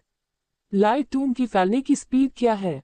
हे जिनजो ने पूछा। उम्मीद है कि 3000 साल के अंदर लानिया क्या सुपर क्लस्टर पूरी तरह से कवर हो जाएगा। जुवानवू ने हिसाब लगाया और जवाब दिया, हमारे पास समय कम है। अब से 3000 साल बाद अगर हम कोई हल नहीं निकाल पाए तो हम रुके हुए कणों का एक ढेर बन जाएंगे। हमारे शरीर, चेतना और सभ्यता को लाइट टूम में दफना दिया जाएगा। हे जिनजो ने कहा, अब हमें क्या करना चाहिए? सबने पूछा। ईथर फेज इंजन को डेवलप करते रहो और सिविलाइजेशन का विकास पूरा करो। हे जिनजो ने मजबूती से कहा, अब डायमेंशन बैटलशिप और लिटिल यूनिवर्स पर भरोसा करके लाइट टूम को नहीं तोड़ा जा सकता। एकमात्र उम्मीद हाई डायमेंशनल लाइफ बनना और एक कॉस्मिक अल्टीमेट वेपन अनलॉक करना है। ब्लू स्टार अलायंस ने बाकी सभी हथियारों का कंस्ट्रक्शन बंद कर दिया और पूरी तरह से ईथर फेज इंजन बनाने पर फोकस करना शुरू कर दिया। मिल्की वे की सेंट्रल ब्लैक होल की ब्लैक होल माइन लगातार एनर्जी और मैटर बनाती थी, जो ईथर फेज इंजन को सप्लाई होता था। 1500 साल बाद लाइट टूम ने पहले ही लानिया क्या सुपर क्लस्टर के आधे हिस्से को घेर लिया था और 50,000 से ज्यादा स्टार सिस्टम पहले ही पूरी तरह शांत हो चुके थे। और मिल्की वे के बीच में ईथर फेज इंजन, जिसे गैलेक्सी एम्पायर एक बार बनाने में फेल हो गया था, आखिरकार पूरा हो गया। ये यूनिवर्स का एक चमत्कारी सुपरस्ट्रक्चर था, जिसमें इतनी एनर्जी थी कि वो डायमेंशनल स्पेस को चीरकर लो डायमेंशनल लाइफ को हाई डायमेंशनल लाइफ में बदल सकती थी। सभी लोगों, हजारों सालों के विकास, अनगिनत लोगों के संघर्ष और बलिदान के बाद हम आखिरकार इस पल तक पहुंच गए हैं। ब्लू स्टार सभ्यता के आगे बढ़ने का समय आ गया है। हे जिनजो ने पूरी ब्लू स्टार सभ्यता और ब्लू स्टार अलायंस के कुछ सदस्यों को संबोधित किया। हम 3D जीवों की बेड़ियों से आजाद हो जाएंगे और ज्यादा समझदार और ज्यादा ताकतवर जीव बन जाएंगे। क्या आप तैयार हैं? तैयार। सब बेसब्री से इंतजार कर रहे थे। यह एक ऐसी उपलब्धि है जिसे हर सभ्यता हासिल करना चाहती है, जो असाधारण बन जाए और शानदार तरीके से आगे बढ़े। हे शिंजो ने ईथर फेज इंजन को एक्टिवेट किया और उससे पैदा हुई एनर्जी ने आसपास की जगह को वाइब्रेट कर दिया। इस समय तक हे शिंजो का शरीर पहले ही छोटे छोटे पार्टिकल्स में इवेपोरेट हो चुका था और हर पार्टिकल ट्रांसफॉर्म हो रहा था। शुरू में उनके सिर्फ 3 डायमेंशन थे, लेकिन अब उन्हें नई डायमेंशनल जानकारी के साथ बेहतर बनाया गया, जिससे वे हायर डायमेंशनल पार्टिकल बन गए। जब ये पार्टिकल्स फिर से इंसानी रूप में इकट्ठा हुए तो हे शिंजो 3 डायमेंशनल स्पेस से गायब हो गया था। वह हाई डायमेंशनल लाइफ फॉर्म में ऊपर चढ़ने वाले पहले इंसान बन गए थे। सबके सामने हे शिंजो का शरीर फिर से दिखाई दिया, लेकिन ये सिर्फ 3 डायमेंशनल स्पेस में उसका प्रोजेक्शन था। हे शिंजो के मौजूदा नजरिए में 3 डायमेंशनल दुनिया ऐसी थी जैसे कोई इंसान 2 डायमेंशनल एनिमेशन देख रहा हो। इस दुनिया की सारी जानकारी उसकी नजर में थी, जिससे वह इंसानी खून का बहाव, पार्टिकल्स का वाइब्रेशन और दूर की गैलेक्सी में हो रही घटनाओं को देख पा रहा था। उसकी आंखें 4 डायमेंशनल आई थीं और उसका दिमाग लाइट ब्रेन में बदल गया था। वह कागज पर आराम से स्केच बनाने वाले आर्टिस्ट की तरह हाई डायमेंशनल स्पेस में 3 डायमेंशनल क्रिएशन कर सकता था, स्टार सिस्टम को नष्ट या बना सकता था। 3D दुनिया के लोगों के लिए वह एक सब कुछ जानने वाला और सबसे ताकतवर देवता बन गया था। ब्लू स्टार सभ्यता अमर रहे। कमांडरों ने मिलकर ईथर फेज इंजन में प्रवेश किया और जीवन का उत्थान पूरा किया। हे होंगवे, कुई वे मिन, सोंग जिन होंग, लव मे, जू चिलन, जियांग चान, बाइनिंग जियांग, हे मिनग्याओ, झीवू, किन ही, लुएन, झूगी ही। सभी लेवल 1 कमांडर बाद में उच्च आयामी जीवन रूप बन गए, एक के बाद एक, जब तक ब्लू स्टार सिविलाइजेशन के आखिरी नागरिक ने चढ़ाई पूरी नहीं कर ली। अब तक पूरी ब्लू स्टार सभ्यता 3 डायमेंशन से आगे निकलकर एक हाई डायमेंशनल सभ्यता बन गई है। हमने कर दिखाया। हालांकि गैलेक्सी एम्पायर नहीं, लेकिन वे सब मेरे वंशज हैं। हाँ, इस जिंदगी में कोई पछतावा नहीं। सम्राट किन की बची हुई चेतना गायब होने से पहले हंसपुरी गैलेक्सी एम्पायर की अधूरी बड़ी कामयाबी ब्लू स्टार सिविलाइजेशन ने पूरी कर दी। हाई डायमेंशनल सभ्यता बनने के बाद भी ब्लू स्टार सभ्यता अभी भी लाइट टूम में छिपी हुई है। यहाँ तक कि हाई डायमेंशनल सभ्यताओं के लिए भी कॉस्मिक नियमों के डर के सबसे बड़े हथियार से बचना मुश्किल होता है। लेकिन इस समय तक क्वांटम लाइट कंप्यूटर ने यूनिवर्स का सबसे बड़ा हथियार भी अनलॉक कर लिया था। ब्रह्मांड का सबसे बड़ा हथियार इनवर्स एंट्रोपी रेडिएटर अनलॉक करें। इनवर्स एंट्रोपी वेपन, यह एक ऐसा वेपन है जो लाइट के पर्दे से आगे निकल जाता है। हे जिंजो ने आखिरकार सॉल्यूशन का इंतजार किया। एंट्रोपी बढ़ाने का नियम कॉस्मिक नियमों में सबसे बड़ा नियम माना जाता है। इसका मतलब है कि एक बंद सिस्टम में हर चीज क्रम से अव्यवस्था की ओर बढ़ रही है, जिससे हमारा यूनिवर्स बन रहा है। और एंट्रोपी बढ़ने की इस प्रक्रिया के कारण यूनिवर्स आखिरकार हीट डेट तक अनंत रूप से फैल जाएगा। थर्मोडायनेमिक्स के दूसरे नियम के अनुसार हीट डेट ये बताता है कि एक अलग सिस्टम के तौर पर यूनिवर्स की एंट्रोपी समय के साथ बढ़ती है, क्रम से अव्यवस्था की ओर। जब यूनिवर्स की एंट्रोपी अपनी सबसे ज्यादा वैल्यू पर पहुंच जाती है, तो यूनिवर्स की बाकी सभी असरदार एनर्जी हीट एनर्जी में बदल जाती है और सभी चीजों का तापमान थर्मल इक्विलिब्रियम पर पहुंच जाता है। इस अवस्था को हीट डेथ कहते हैं, जिस समय यूनिवर्स में कोई भी एनर्जी नहीं बचती जो गति और जीवन को बनाए रख सके। दूसरी ओर इनवर्स एंट्रोपी वेपन एंट्रोपी बढ़ने के नियम को कंट्रोल करता है, यूनिवर्स की एंट्रोपी को उलट देता है और हर चीज को अस्त व्यस्त से व्यवस्थित कर देता है। आसान शब्दों में कहें तो ये यूनिवर्स की स्पेस टाइम में हर चीज को उसकी पिछली हालत में वापस ले जाने जैसा है। टाइम रिवर्सल जैसा। इनवर्स एंट्रोपी रेडिएटर बनाना शुरू करो।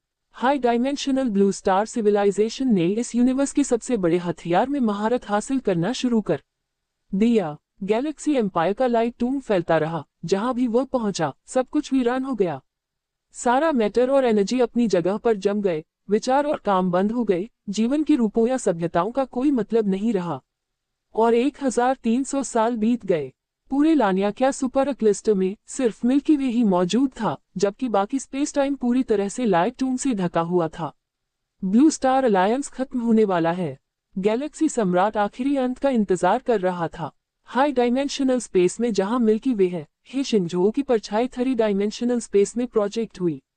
इनवर्स एंट्रोपी रेडिएटर को एक्टिवेट करो।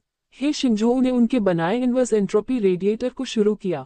मिल्की वे को निगलने वाले उन लाइट टॉर्म्स को इनवर्स एंट्रोपी रेडिएशन का सामना करना पड़ा और जो पार्टिकल्स पहले बिना हिले थे वे वाइब्रेट करने लगे।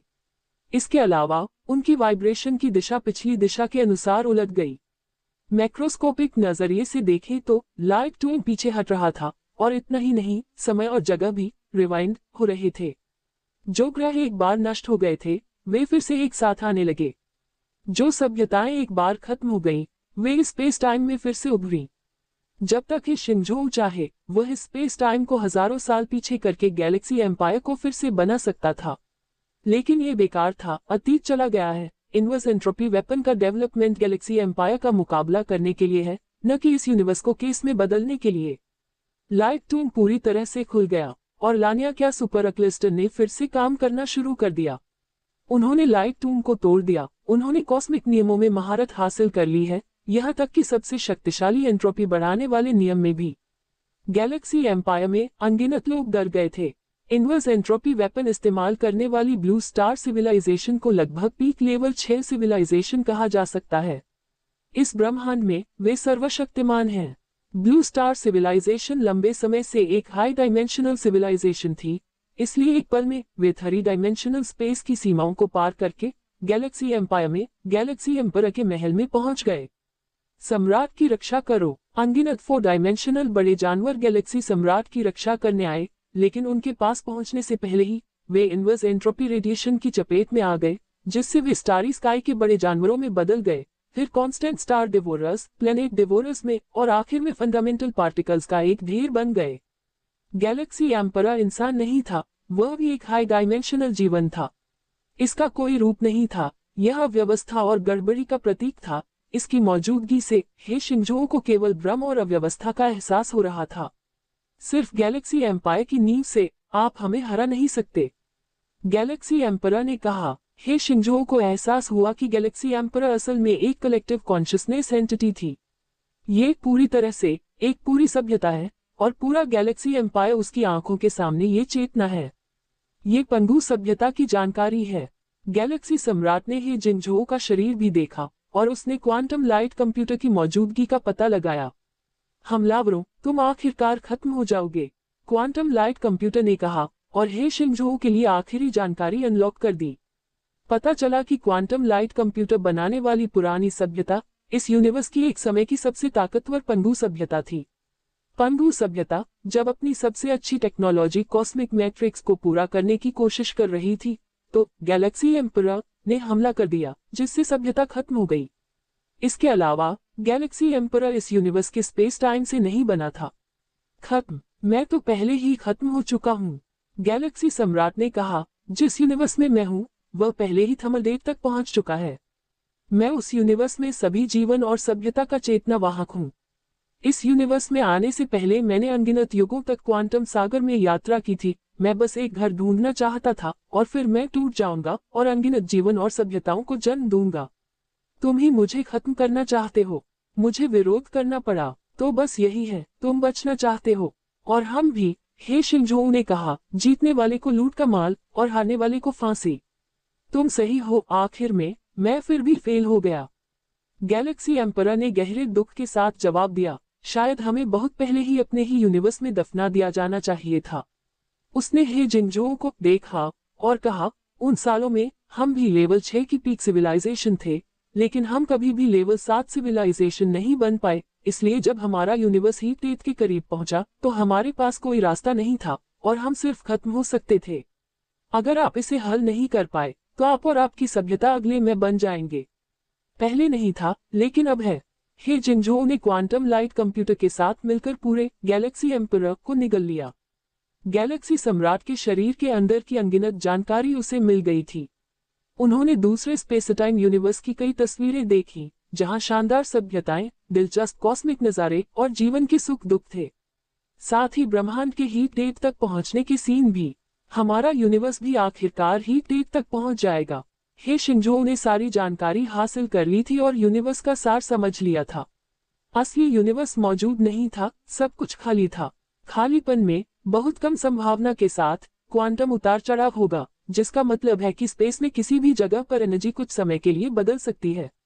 इस तरह एक वर्चुअल पार्टिकल और एक रियल पार्टिकल पैदा होते हैं। वर्चुअल और रियल दोनों पार्टिकल का टोटल मास और एनर्जी 0 हो जाता है।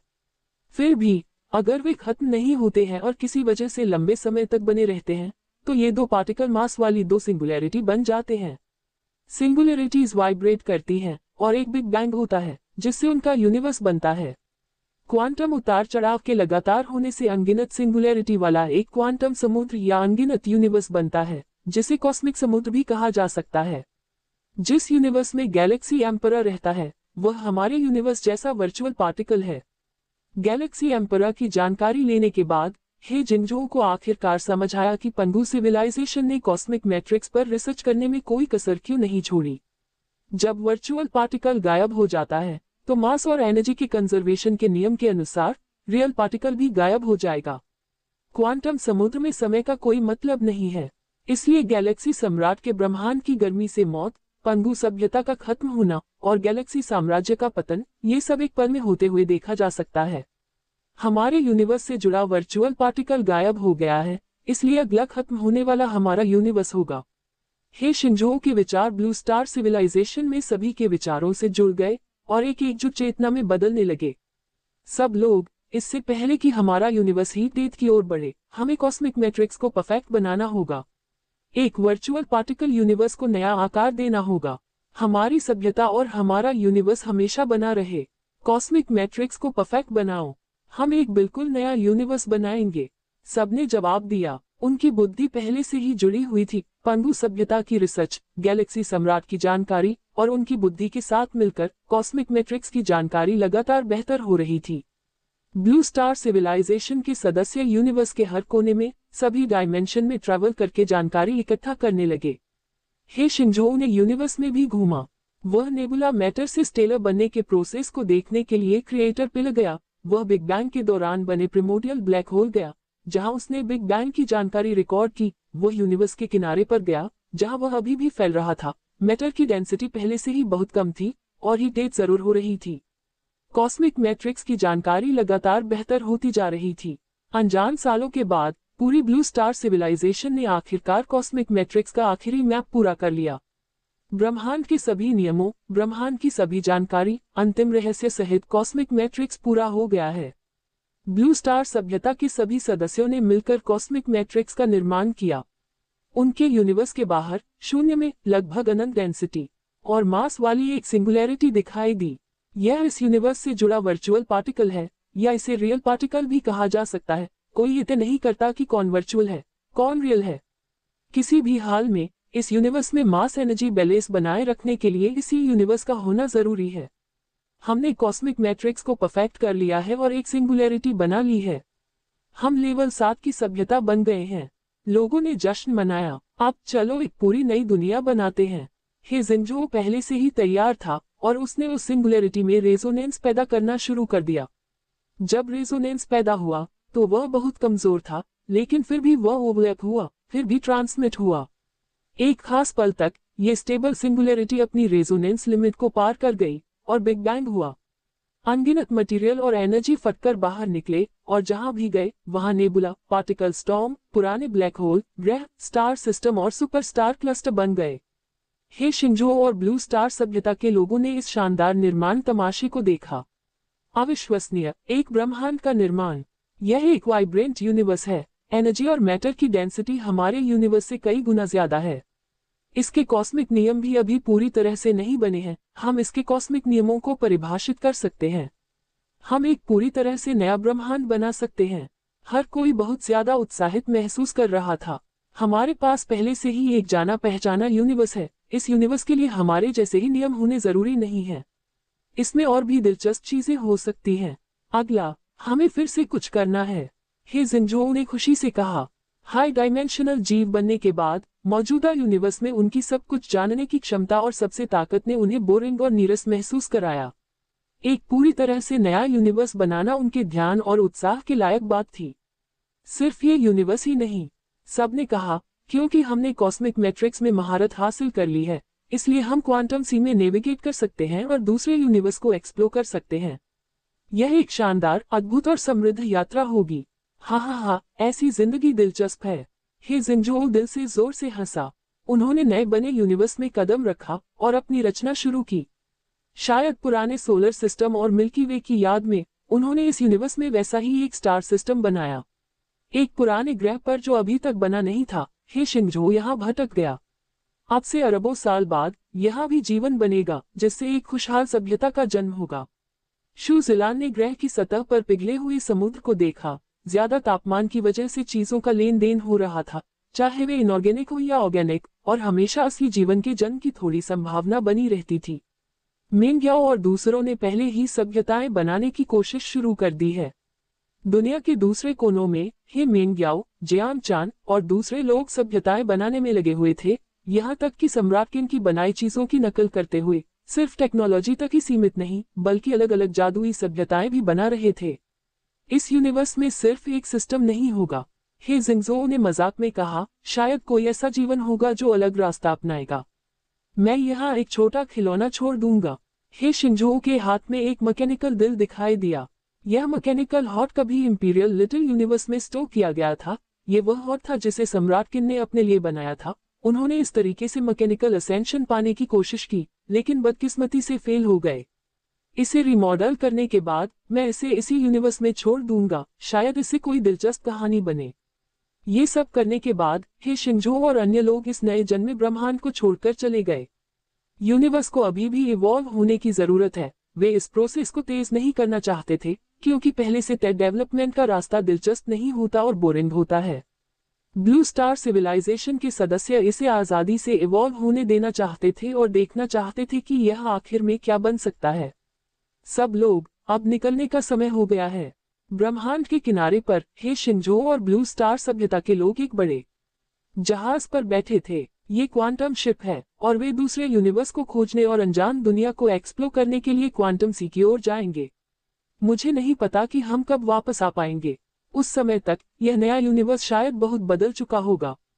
जलयात्रा शुरू करो। हमारी जिंदगी हमेशा अनजान चीजों को खोजने और सच की तलाश के रास्ते पर चलनी चाहिए। पाल उठाओ, पाल लगाओ। अंत।